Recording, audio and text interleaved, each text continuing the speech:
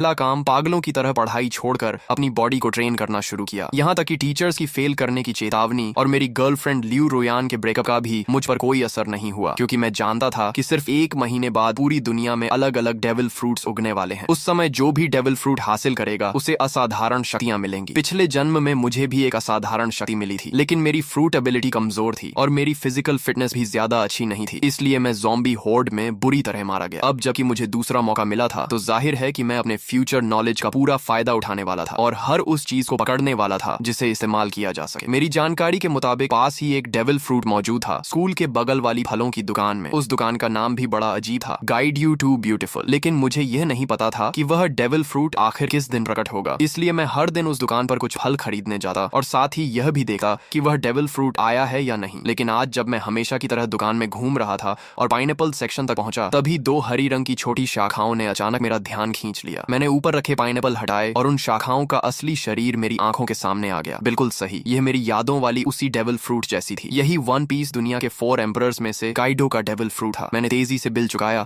और बाकी फलों से भरा एक बैग भी उठा लिया ताकि किसी को शक ना हो। जैसे ही मैं दुकान से बाहर निकला, सामने एक मजबूत शरीर वाला मध्यम उम्र का आदमी दिखाई दिया। वही आदमी जो पिछले जन्म में अज़्योर ड्रैगन फ्रूट का मालिक बना था। मैंने मन ही मन राहत की सांस ली। अगर मैं थोड़ी देर और कर देता तो ये फ्रूट उसी के हाथ लग जाती। हॉस्टल लौटे ही मैंने एक पल की भी देरी नहीं की और अज़्योर ड्रैगन फ्रूट को उठाकर सीधे एक बड़ा काट लिया। उसका स्वाद ऐसा था जैसे किसी ने सूखे पानी के टैंक और गंदगी के गड्ढे को मिलाकर उसमें सड़ी हुई पोछे की कपड़े को घुमा दिया हो और फिर सीधे मुंह में ठूंस दिया हो। इतनी गंदी टेस्ट थी कि मैं लगभग वहीं उल्टी कर देता, लेकिन मैंने खुद को रोका और किसी तरह उस गूदे को निगल लिया। फिर मैंने दिल मजबूत करके उसका बचा हुआ छिलका, बीज और वह छोटी बैंगनी शाखा भी निगल ली। काफी देर बाद मैंने गहरी सांस ली। अब चमत्कार का बीज बोया जा चुका था, बाकी सिर्फ इंतजार करना था। इसके बाद मैंने मोबाइल निकाला और शॉर्ट वीडियोस तथा फोरम ब्राउजिंग शुरू कर दी। कई प्लेटफॉर्म देखने के बाद मैंने एक आईडी सर्च की और पहला वीडियो खोला। भाइयों, देख रहे हो, ये थंडर फ्रूट है। कमेंट सेक्शन में बोली लगाओ, जो ज्यादा कीमत देगा उसे मिलेगा। ये देखकर मेरा दिल तेज धड़कने लगा। हालांकि अज़्योर ड्रैगन फ्रूट मैं पहले ही खा चुका था और दूसरा डेविल फ्रूट नहीं खा सकता था, लेकिन जब अपोकलिप्स आएगा और सभी लोग इसकी असली कीमत जान जाएंगे, तब करोड़ों रुपए देकर भी एक फ्रूट नहीं मिलेगी। ये सबसे महत्वपूर्ण ट्रेडिंग रिसोर्स थी और अगर ट्रेडिंग में इस्तेमाल न भी करूं तो मैं इसे अपने माता पिता या अपनी बहन को खिला सकता था। वैसे भी दूसरी फ्रूट खाने की संभावना पूरी तरह खत्म नहीं हुई थी, बस उसके लिए ताकत और किस्मत दोनों चाहिए थी। मैंने कमेंट सेक्शन में कुछ नहीं लिखा, बल्कि सीधे उस पीले बालों वाले लड़के वांग तियानची को प्राइवेट मैसेज भेजा। भाई, ये फ्रूट बहुत बढ़िया बनाई है, बिल्कुल असली जैसी लग रही है, मैं इसे खरीदना चाहता हूँ। कमेंट सेक्शन वाले लोग सिर्फ मजाक कर रहे हैं, जो कीमत चाहिए सीधे बताओ, अगर सही लगी तो तुरंत खरीद लूंगा। उसने जवाब दिया, भाई ये सचमुच डेविल फ्रूट है, इसकी कीमत 15 लाख है। मैंने कहा, अगर ये सच में डेविल फ्रूट है तो तुम खुद क्यों नहीं खा लेते? अगर बेचने का इरादा है तो सामान्य कीमत बताओ, नहीं तो मैं तुम्हें ब्लॉक कर दूंगा। वह बोला, ठीक है 1 लाख। मैंने कहा 1000 फाइनल प्राइस। तुम्हारे जैसे कलेक्टिबल मॉडल की यही असली कीमत है। वह थोड़ा निराश हुआ, सोचा था ज्यादा पैसे ठग लूंगा, लेकिन 1000 भी ठीक है, कुछ दिन मौज हो जाएगी। मैंने कहा, ठीक है, पैसे दूंगा और सामान ले लूंगा। फिर मैंने पूछा, तुम कोई दुकान वाले नहीं हो? अगर मैं पैसे दे दूं और तुम सामान न भेजो तो पता दो, मैं आमने सामने डील करूंगा। उसने हंसकर कहा, सामने ही सही, क्या कर लोगे? उसने पता भेज दिया। फ्रूट मिलने के बाद मैं पूरी रफ्तार से निकल पड़ा और 2.5 घंटे में उसके बताए हुए छोटे शहर के स्टेशन पहुंच गया। मैंने पूछा, तुम वही हो जो डेविल फ्रूट बेच रहे थे? पेमेंट QR कोड दो, पहले फ्रूट देखूंगा फिर पैसे दूंगा। वह बोला, पहले पैसे फिर सामान। क्या तुम्हें लगता है मैं भाग जाऊंगा? मैंने कहा, यह तुम्हारा इलाका है। उसने सोचा और माना कि बात सही है, इस इलाके में उसकी थोड़ी बहुत पहचान थी। अगर मैं पैसे न देता तो वह एक फोन करता और उसके दोस्त मिनटों में पहुंच जाते। जब उसने बैग मेरी तरफ बढ़ाया तो मेरे हाथ तक कांप रहे थे। मैंने फ्रूट निकाली और मेरा दिल जोर जोर से धड़कने लगा। कोई गलती नहीं थी, ये असली डेविल फ्रूट थी। मैंने बिना समय गंवाए तुरंत 1000 रुपए ट्रांसफर कर दिए, फ्रूट को संभाला और वापस निकल पड़ा। अगर इस बेकार जगह से ट्रेन चलती होती तो मैं उसी समय घर लौट जाता। वापसी के रास्ते में मैं मोबाइल पर शॉर्ट वीडियोस देख रहा था कि अचानक एक वीडियो ने मेरा ध्यान खींच लिया। हाल ही में कई लोग अचानक बेहोश हो रहे हैं और काफी लोगों के शरीर पर अजीब अजीब धब्बे दिखाई देने लगे हैं। एक्सपर्ट्स का कहना था कि यह संभवतः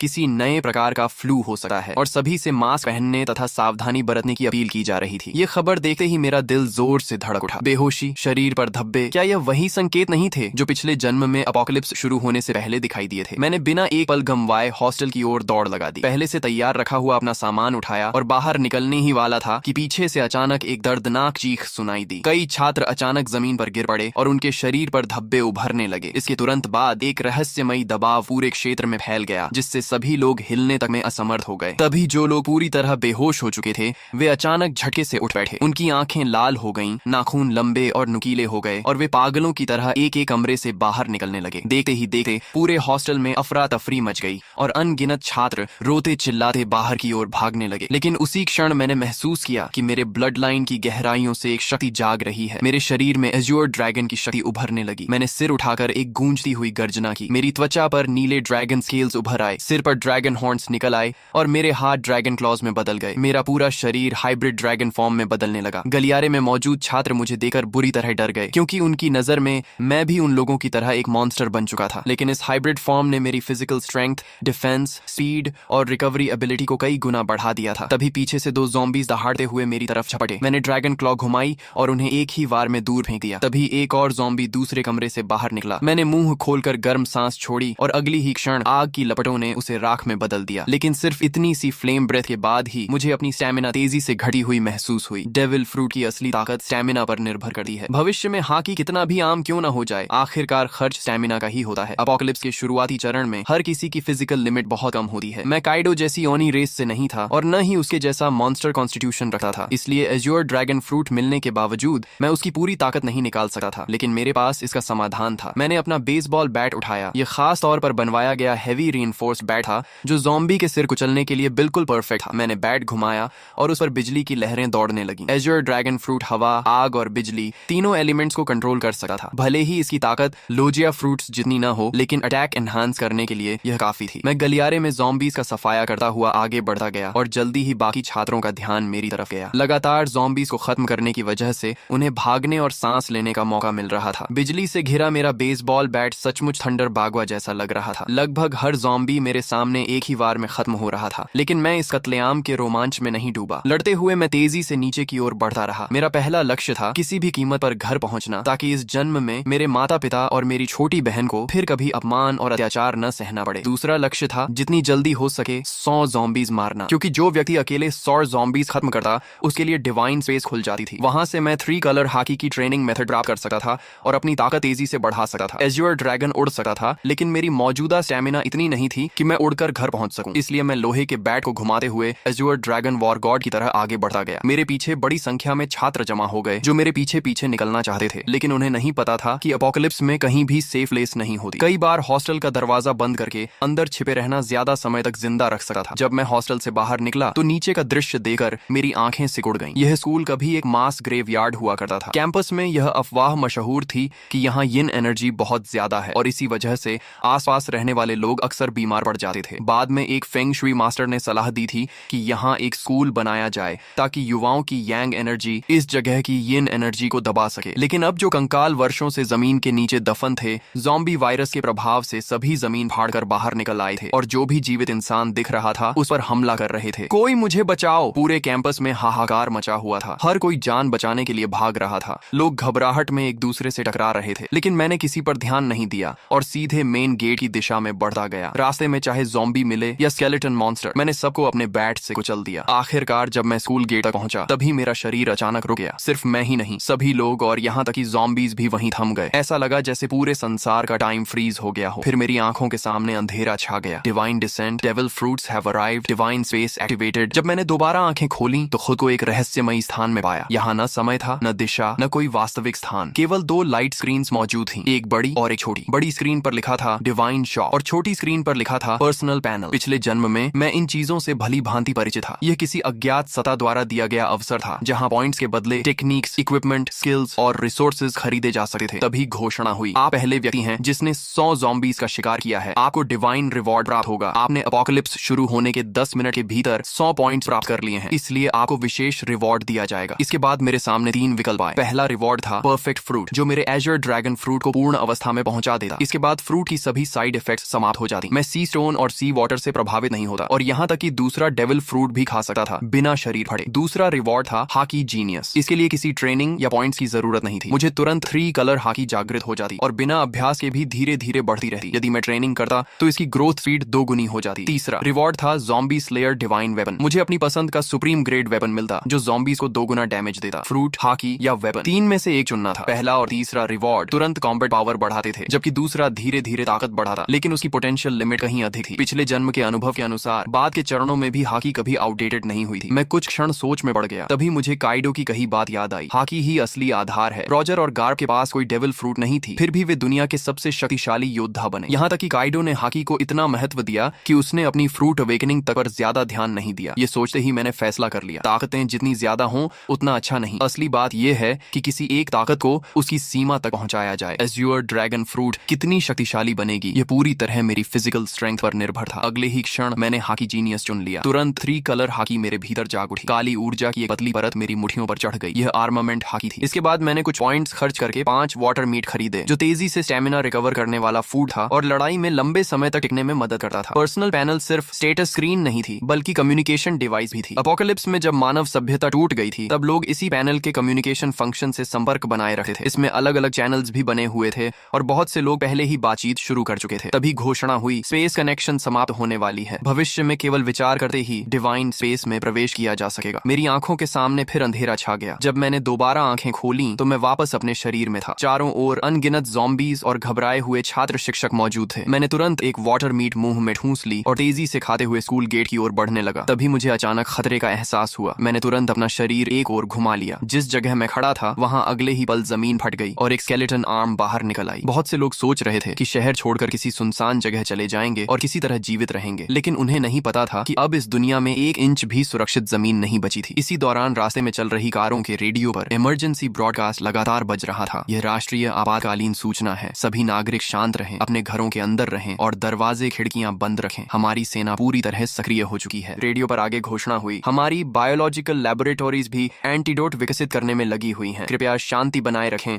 और घबराहट में कोई गलत कदम न उठाएं। लेकिन मैं जानता था कि सच्चाई इससे कहीं ज्यादा भयावह है। ज़ॉम्बी वायरस की पहली लहर हवा के जरिए फैलती थी और जिन लोगों की फिजिकल कॉन्स्टिट्यूशन कमजोर होती थी वे सबसे पहले संक्रमित होते थे। इसी वजह से हॉस्पिटल्स और ओल्ड एज होम्स संक्रमण के सबसे बड़े केंद्र बन गए थे। अपोकलिप्स शुरू होने के बाद वायरस का मुख्य संक्रमण तरीका ब्लड ट्रांसमिशन बन जाता था। ऐसी स्थिति में सेना के जवान जिनकी फिजिकल फिटनेस सबसे अच्छी होती थी, उनके संक्रमित होने की संभावना बहुत कम रहती थी। इसलिए अपोकलिप्स की शुरुआत में मिलिट्री अभी भी कुछ हद तक प्रभावी रहती थी, लेकिन मैं जानता था कि यह ज्यादा समय तक नहीं चलेगा। अगर सेना तेजी से ज़ॉम्बीज को खत्म करना चाहती तो उसे गन्स और अन्य फायर आर्म्स का इस्तेमाल करना पड़ता, लेकिन ऐसा करने पर उन्हें पॉइंट्स नहीं मिलते। पॉइंट्स के बिना वे मजबूत नहीं बन सकते थे। दूसरी तरफ ज़ॉम्बीज लगातार विकसित होते जाते और आखिरकार ऐसे स्तर पर पहुंच जाते जहां सामान्य फायर आर्म्स भी उनके सामने बेअसर हो जाती। जैसे जैसे ज़ॉम्बीज मजबूत होते, सेना कमजोर पड़ती जाती और समाज का पतन तेजी से होने लगा। इसलिए इस अपोकलिप्स में असली उम्मीद सिर्फ एक ही थी, हर इंसान को योद्धा बनना होगा और खुद ज़ॉम्बीज से लड़ना होगा। यह एक ऐसी सर्वाइवल कंपटीशन थी जिसमें केवल योग्य और शक्तिशाली लोग ही आगे बढ़ सकते थे। मेरी कार तेज रफ्तार से सड़क पर दौड़ रही थी। रास्ते में अगर कोई ज़ॉम्बी सामने आ भी जाता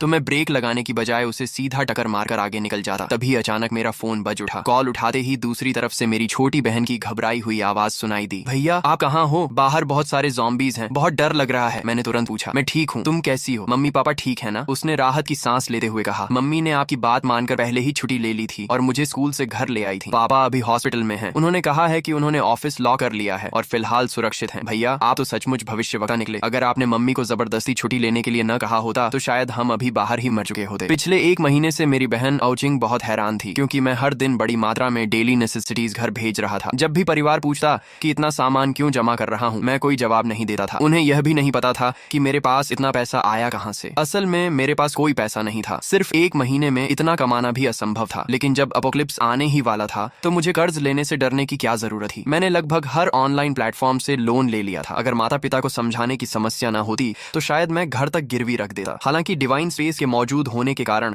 बहुत ज्यादा रिसोर्सेज जमा करने की जरूरत भी नहीं थी। यह सामान सिर्फ इमरजेंसी के लिए था। हम बात ही कर रहे थे कि सामने एक लग्जरी कार अचानक रास्ते में कूद पड़े ज़ॉम्बी से बचने की कोशिश में पलट गई। उसी पल एक भयानक चेन कलिजन शुरू हो गई। पीछे आ रही कई गाड़ियां एक दूसरे से टकरा गईं और कुछ ही सेकंड में सड़क पर तबाही मच गई। कई लोग वहीं मारे गए, लेकिन मैं पहले से जानता था कि ऐसा होगा। अब रुकना संभव नहीं था। मैंने तुरंत अपना बैकपैक और बेसबॉल बैट पकड़ा, एज्योर ड्रैगन फॉर्म में बदल गया और कार की छत ओढ़कर सीधे आसमान में उड़ गया। बादलों और धुंध ने मेरे विशाल ड्रैगन बॉडी को ऊपर उठाया और मैं तेजी से आसमान की ओर बढ़ गया। यह चमत्कारी दृश्य देखकर सड़क पर मौजूद सभी लोग स्तब्ध रह गए। पहले से भयानक कार एक्सीडेंट अब और भी ज्यादा अराजक हो गया, लेकिन मुझे नीचे हो रहे हंगामे से कोई मतलब नहीं था। मैं सीधे बादलों के बीच घुस गया और अपने घर की दिशा में उड़ने लगा। बीच बीच में मैं बैकपैक से वाटर मीट निकाल कर खाता ताकि स्टेमिना रिकवर होती रहे। मेरी मौजूदा ताकत इतनी नहीं थी कि मैं लगातार लंबे समय तक उड़ सकूं। आखिरकार जब सारी वाटर मीट खत्म हो गई तो मुझे जमीन पर उतरना पड़ा और मैं वापस ह्यूमन फॉर्म में बदल गया। मैंने आसपास नजर दौड़ाई। फिलहाल वहां कोई ज़ॉम्बी दिखाई नहीं दे रहा था। मैंने तुरंत डिवाइन स्पेस में प्रवेश किया और फिर से 5 वाटर मीट एक्सचेंज कर ली और उन्हें बैकपैक में भर लिया। इस समय मेरे बैकपैक में सिर्फ 5 वाटर मीट और एक थंडर फ्रूट ही थी। एक वाटर मीट खाने के बाद मैंने दोबारा उड़ान नहीं भरी, क्योंकि वाटर मीट स्टेमिना तो रिकवर कर सकती थी, लेकिन अगर लगातार उसी पर निर्भर रहा जाए तो स्टेमिना कंजम्पशन और तेज हो जाती थी। साथ ही मेंटल फटीग को यह बिल्कुल रिकवर नहीं कर सकती थी। मैंने मैप खोला और अपनी स्थिति देखी। मुझे किसी हाईवे तक पहुंचना था और वहां से एक व्हीकल हासिल करनी थी। दिशा तय करने के बाद मैं फिर से एज्योर ड्रैगन में बदल गया। इस बार मैं सिर्फ 10 मिनट उड़ा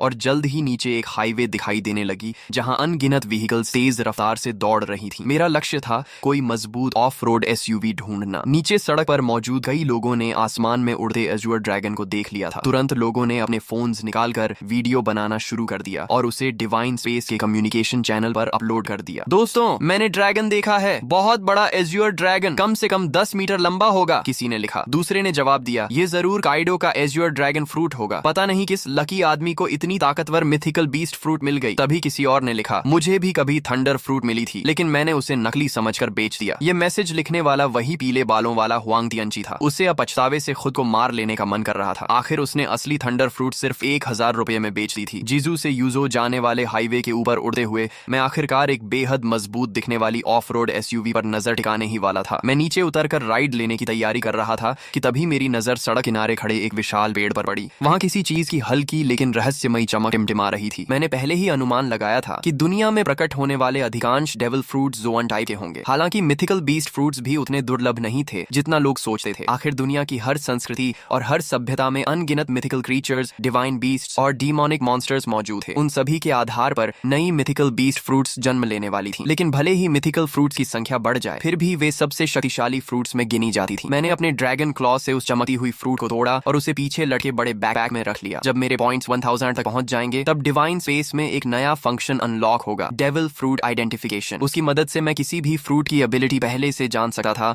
और किसी बेकार फ्रूट को खाने से बच सकता था। हालांकि यह सुविधा बहुत महंगी थी। हर आइडेंटिफिकेशन के लिए पूरे 1000 पॉइंट्स खर्च करने पड़ते थे। मैं दोबारा उस ऑफ रोड एसयूवी का पीछा करने ही वाला था कि अचानक आगे चल रहा एक बड़ा ट्रक बुरी तरह पलट गया। उसी पल उसके अंदर से 3 ज़ॉम्बीज बाहर निकले और आसपास की गाड़ियों पर हमला करने लगे। लेकिन उस समय किसी के पास रुकने का साहस नहीं था। एक ड्राइवर ने एक्सेलरेटर पूरी ताकत से दबाया और सीधे ज़ॉम्बीज के ऊपर गाड़ी चढ़ा दी। फिर वह गाड़ी को दाएं बाएं घुमाकर ज़ॉम्बीज को गिराने की कोशिश करने लगा। उसकी इस हरकत ने तुरंत एक और चेन एक्सीडेंट पैदा कर दिया। मैंने उधर सिर्फ एक नजर डाली और फिर पलटे हुए ट्रक के पास उतर गया। ह्यूमन बीस्ट फॉर्म में बदलकर मैंने ट्रक के किनारे को पकड़ लिया और एज्योर ड्रैगन की विशाल शक्ति का इस्तेमाल करते हुए उसे जबरदस्ती सीधा खड़ा कर दिया। एज्योर ड्रैगन फ्रूट द्वारा दी गई स्ट्रेंथ वास्तव में भयावह थी। इसके बाद मैं ट्रक के अंदर घुसा और खुद उसे चलाने लगा। जब धीरे धीरे मुझे एहसास हुआ कि वे सभी मेरी ट्रक के पीछे पीछे चल रही हैं। मैंने रियर व्यू मिरर में यह दृश्य देखा, लेकिन मुझे इससे कोई फर्क नहीं पड़ा। जब तक वे मेरे काम में रुकावट नहीं डालते, उन्हें मेरे पीछे आने से कोई समस्या नहीं थी। रास्ते भर बार बार एक्सीडेंट्स होते रहे। मैं समय समय पर ट्रक से उतरता, ज़ॉम्बीज को खत्म करता और सड़क साफ करता। तभी एक मोटा और अमीर दिखने वाला मध्यम उम्र का आदमी मुस्कुराते हुए मेरे पास आया और बोला, अगर आप मेरी सुरक्षा करेंगे तो मैं आपको जितना पैसा चाहिए उतना दे सका हूँ। मैंने उसकी तरफ ठंडी नजर से देखा और कहा, एक कदम और आगे बढ़ाया तो मरोगे। वह आदमी इतना डर गया कि अनजाने में वहीं घुटनों के बल बैठ गया। उस समय मेरी ड्रैगन फॉर्म और उससे निकल रही किंगली ऑरा उसे ऐसे महसूस हो रही थी जैसे उसके सामने कोई सर्वोच्च शासक खड़ा हो। मेरी हल्की सी कॉन्करर्स हाकी ने आसपास खड़े कई लोगों को डर से जड़ कर दिया। फिर भी मौत का डर इंसान से कुछ भी करवा सकता है। एक बेहद खूबसूरत मैच्योर वुमन हिम्मत करके मेरे पास आई। अपोकलिप्स के बीच भी उसने खुद को बेहद आकर्षक तरीके से सजाया हुआ था। उसने मुस्कुराते हुए कहा, हैंडसम, क्या आप मुझे अपने साथ ले जा सकते हैं? आप मेरे साथ जो चाहें कर सकते हैं। मैंने बिना भाव बदले सिर्फ एक शब्द कहा, दफा हो जाओ। मैं अभी अपनी ड्रैगन एबिलिटी हटाकर ट्रक में चढ़ने ही वाला था कि तभी एक लंबा चौड़ा ताकतवर आदमी तेजी से मेरी तरफ आया। उसने देखा कि मैं रुकने वाला नहीं हूँ तो जल्दी जल्दी बोला, सर, मैंने भी बहुत सारी अपोकलिप्स नॉवेल्स पढ़ी हैं। आप इतने शक्तिशाली हैं, लेकिन क्या आपको बेस बिल्ड करने के लिए लोगों की जरूरत नहीं पड़ेगी? मेरा नाम लिन कुई है। मेरे पास कोई खास टैलेंट नहीं है, लेकिन ताकत बहुत है। मैं एक कॉम्बैट कोच हूँ और निश्चित रूप से आपके काम आ सकता हूँ। मैं रुक गया और उसकी तरफ देखने लगा। ठोड़ी पर हाथ रखकर कुछ देर सोचता रहा। उसकी बात गलत नहीं थी। सिविलाइजेशन और सोशल ऑर्डर जल्द ही पूरी तरह खत्म होने वाले थे। अगर मुझे अपोकलिप्स में लंबे समय तक जीवित रहना था तो मुझे अपना खुद का सेफ बेस बनाना पड़ेगा। ज़ॉम्बीज की ग्रोथ स्पीड बहुत तेज थी। अकेले मेरे लिए हर समय अपने परिवार की रक्षा करना मुश्किल था। जब लिन कुई ने देखा कि मैं सोच रहा हूँ तो उसके चेहरे पर खुशी छा गई। उसने बिना देर किए अपना सामान, अपनी कार और बाकी सब कुछ वहीं छोड़ दिया। उसे डर था कि अगर उसने एक पल भी देरी की तो मैं उसे छोड़कर चला जाऊंगा। वह इतना सावधान था कि फ्रंट सीट पर बैठने की हिम्मत भी नहीं कर सका। अपनी फिजिकल फिटनेस का इस्तेमाल करते हुए सीधे ट्रक के पीछे वाले कार्गो एरिया में चढ़ गया। लिन कुई की सफलता देखकर बाकी लोगों को भी उम्मीद नजर आने लगी। उन्हें लगा कि मैं पूरी तरह निर्दयी नहीं हूँ। तभी वह अमीर मध्यम उम्र का आदमी फिर कुछ कहने ही वाला था कि मैंने उसे बीच में रोक दिया। अगर मैं लोगों को भर्ती भी करूंगा तो किसी को सिर्फ उसके शब्दों पर नहीं चुनूंगा। शुरुआती चरण में एक आदमी ही काफी है और उसकी लॉयल्टी भी अभी साबित नहीं हुई है, उसे समय के साथ परखा जाएगा। तभी वह खूबसूरत महिला फिर आगे आई और दृढ़ आवाज में बोली, कृपया मुझे एक मौका दीजिए, मेरी क्षमता और मेरी जान दोनों आपके लक्ष्य पूरे करने के लिए समर्पित रहेंगी। उसकी आंखों में झलकता दृढ़ निश्चय देकर मुझे एहसास हुआ कि यह महिला साधारण नहीं है, शायद इसमें वाकई कुछ खास था। मैंने कुछ सेकंड तक उसे ध्यान से देखा और फिर कहा, गाड़ी में चढ़ जाओ। महिला खुशी से झूम उठी, लेकिन मेरी अनुमति के बिना वह भी फ्रंट सीट पर नहीं बैठी। उसने अपनी पूरी ताकत लगाकर ट्रक के पीछे वाले कार्गो एरिया में चढ़ना शुरू कर दिया। मैं यह सब देखकर मन ही मन सिर हिलाने लगा। शायद यह महिला सिर्फ एक सुंदर चेहरा नहीं थी, पीछे खड़े कई लोग भी इन दोनों की तरह मेरे साथ जाना चाहते थे। लेकिन जैसे ही मैंने हल्की सी कॉन्करर्स हाकी छोड़ी, सभी डर के मारे जमीन पर गिर पड़े। उनमें से किसी ने कांपती आवाज में कहा, हे भगवान, इस बॉस ने तो कॉन्करर्स हाकी भी जगा ली है। कुछ अनुभवी वन पीस फैंस तुरंत इस किंगली ऑरा को पहचान गए। मैं वापस ड्राइवर सीट पर बैठा और ट्रक को आगे बढ़ा दिया। करीब 2.5 घंटे की यात्रा के बाद आखिरकार मुझे सड़क किनारे एक सर्विस एरिया दिखाई दिया, लेकिन वह जगह पूरी तरह ज़ॉम्बीज़ के कब्जे में थी। रास्ते से गुजरने वाले लोग वहां फ्यूल और फूड लेने जाना चाहते थे, लेकिन वहां मौजूद ज़ॉम्बीज़ की भारी संख्या देखकर हिम्मत नहीं कर पा रहे थे। मगर मुझे इसकी चिंता नहीं थी। जैसे ही ट्रक वहां रुका, ज़ॉम्बीज़ का एक बड़ा झुंड हमारी तरफ दौड़ पड़ा। वे ड्राइवर कैबिन में तो नहीं घुस सकते थे, इसलिए ट्रक के पीछे चढ़कर लिन कुई और उस महिला पर हमला करने की कोशिश करने लगे। दोनों डरकर कार्गो एरिया के अंदर दुबक गए और सिर तक बाहर निकालने की हिम्मत नहीं कर पाए। मैं ट्रक से उतरा, ह्यूमन बीस्ट फॉर्म में बदला और बेसबॉल बैट घुमाते हुए कुछ ही सेकंड में ट्रक पर चढ़ रहे कई ज़ॉम्बीज़ के सिर कुचल दिए। तभी मुझे एहसास हुआ कि पीछे पीछे आ रहा पूरा व्हीकल कॉन्वॉय भी इस सर्विस एरिया तक पहुंच चुका था। वे लोग चाहते थे कि मैं ज़ॉम्बीज़ को खत्म कर दूं ताकि वे आराम से फ्यूल और सप्लाईज ले सकें। मालिक ने तुम्हें ले सकें। लेकिन जैसे ही उनकी गाड़ियां वहां पहुंची, अगले ही पल ज़ॉम्बीज़ का विशाल झुंड उन गाड़ियों की ओर टूट पड़ा और मजबूर होकर वह पूरा व्हीकल कॉन्वॉय सर्विस एरिया छोड़कर आगे निकल गया। उधर मैं एक एक वार में ज़ॉम्बीज़ को खत्म करता गया और कुछ ही देर में पूरे सर्विस एरिया को साफ कर दिया। सिर्फ एक ज़ॉम्बी मैंने लिनकुई के लिए छोड़ी ताकि वह प्रैक्टिस कर सके। आखिर वह एक कॉम्बैट कोच था, इसलिए उसकी स्ट्रेंथ, स्पीड और कॉम्बैट रिफ्लेक्सेस वाकई अच्छे थे। जब तक मैं फ्यूल भरकर लौटा, तब तक उसने भी उस ज़ॉम्बी को सफलतापूर्वक मार गिराया था। सप्लाईज इकट्ठा करने के बाद मैंने आखिरकार उस छिपाऊ पहने खूबसूरत महिला का नाम पूछा। हालांकि वह दिखने में पतली दुबली थी और पहली नजर में ज्यादा उपयोगी नहीं लगी थी, लेकिन जब से वह मेरी ट्रक पर चढ़ी थी, उसने खुद को काफी अच्छा साबित किया था। ज़ॉम्बीज़ के ट्रक पर चढ़ने के दौरान भी उसने चीख पुकार नहीं मचाई थी। इससे मेरे मन में उसके लिए सम्मान थोड़ा और बढ़ गया। जैसे ही मैंने उसका नाम पूछा, उसने तुरंत जवाब दिया, मेरा नाम लियू मेंग कियन है। मैंने कहा, अब से फ्रंट सीट पर बैठो, ट्रक के कार्गो एरिया में चढ़ने की जरूरत नहीं है। ये सुनते ही उसने सिर झुकाकर कहा, जी मास्टर। उसके मुंह से निकला यह संबोधन मुझे फिर से चौंका गया। उसने मेरा नाम तक नहीं पूछा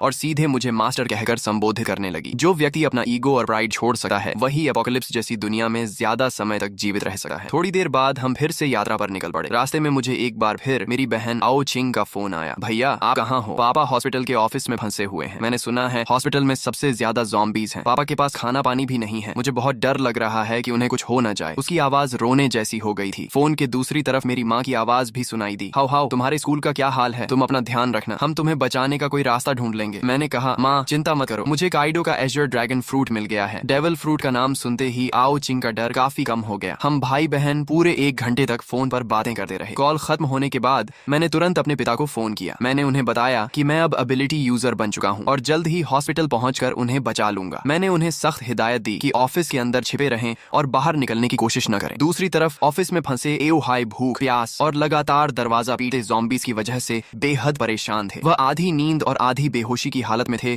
कि तभी मेरा फोन आया। मेरा नाम देखते ही उनमें जान आ गई। जब मैंने उन्हें वीडियो कॉल की और उन्होंने मुझे ड्रैगन ह्यूमन फॉर्म में ज़ॉम्बीज़ का सफाया करते देखा, तब जाकर उनके दिल को सुकून मिला। उन्होंने मुझे अपने ऑफिस का रास्ता बताया। मैं तेजी से हॉस्पिटल के कोने में बने ऑफिस तक पहुंच गया। वहां 12 ज़ॉम्बीज़ लगातार दरवाजा तोड़ने की कोशिश कर रहे थे। दरवाजे में कई बड़े छेद भी हो चुके थे। अगर अंदर से टेबल्स और चेयर्स लगाकर उसे ब्लॉक न किया गया होता तो ज़ॉम्बीज़ कब के अंदर घुसकर पापा को टुकड़े टुकड़े कर चुके होते। मैंने बेसबॉल बैट घुमाई और कुछ ही सेकंड में उन सभी ज़ॉम्बीज़ के सिर तोड़ डाले। फिर एक जोरदार किक मारकर ऑफिस का दरवाजा खोल दिया। अंदर मौजूद पापा की हालत जरूर खराब थी, लेकिन वे पूरी तरह सुरक्षित थे। मेरे लिए यही सबसे बड़ी खुशखबरी थी। एओ हाई वाटर मीट खाते हुए बोले, तो ये वही डेविल फ्रूट एबिलिटी है जिसके बारे में तुम और आओ चिंग बात कर रहे थे। ऑफिस में फंसे रहने के दौरान उन्होंने डिवाइन स्पेस के कम्युनिकेशन चैनल्स में बहुत सारे वीडियोस और डिस्कशंस देख लिए थे, इसलिए उन्हें वन पीस और डेविल फ्रूट्स के बारे में कुछ जानकारी हो गई थी। मैं हंस पड़ा और एक और अंदर घुसे ज़ॉम्बी का सिर बैट से कुचलते हुए बोला, कैसा लगा आपका बेटा? कूल है ना? आओ हाय मुस्कुराकर बोले, बहुत कूल है बदमाश। अपोकलिप्स शुरू होने के बाद उन्होंने अपनी आंखों से अनगिनत लोगों को ज़ॉम्बीज़ के हाथों मरते देखा था। ऐसे में उनका पूरा परिवार अभी तक सुरक्षित था, यही उनके लिए सबसे बड़ी खुशी थी। हॉस्पिटल से बाहर निकलते समय मैंने देखा कि कई बिल्डिंग्स के दरवाजों और खिड़कियों के पीछे लोग छिपे हुए बाहर झांक रहे थे। जब उन्होंने एओ हाई को एक ड्रैगन मैन के साथ जाते देखा और यह भी देखा कि वह ड्रैगन मैन कितनी आसानी से ज़ॉम्बीज़ को मार रहा है, तो कई लोग मदद के लिए चिल्लाने लगे, ओल्ड हाई हमें भी बचा लो। आओ हाई के चेहरे पर दया की झलक दिखाई दी। उन्होंने कहा, हाओ इन्हें भी बचा लो, ये सब मेरे कॉलीग्स हैं, बहुत बेचारे हैं। मैंने ठंडे स्वर में जवाब दिया, बचाकर क्या करूंगा? क्या मैं इन्हें एक एक करके इनके घर भी छोड़ूंगा? और अगर घर पहुंच भी गए तो क्या वे निश्चित रूप से जिंदा रह पाएंगे? मैंने उनकी पुकारों को अनसुना किया और पापा को लेकर आगे बढ़ गया। रास्ते में हम उस कमरे के पास पहुंचे जहां लिन कुई और लियू मेंकियन छिपे हुए थे। मैंने दरवाजे पर हमला कर रहे ज़ॉम्बीज़ को खत्म किया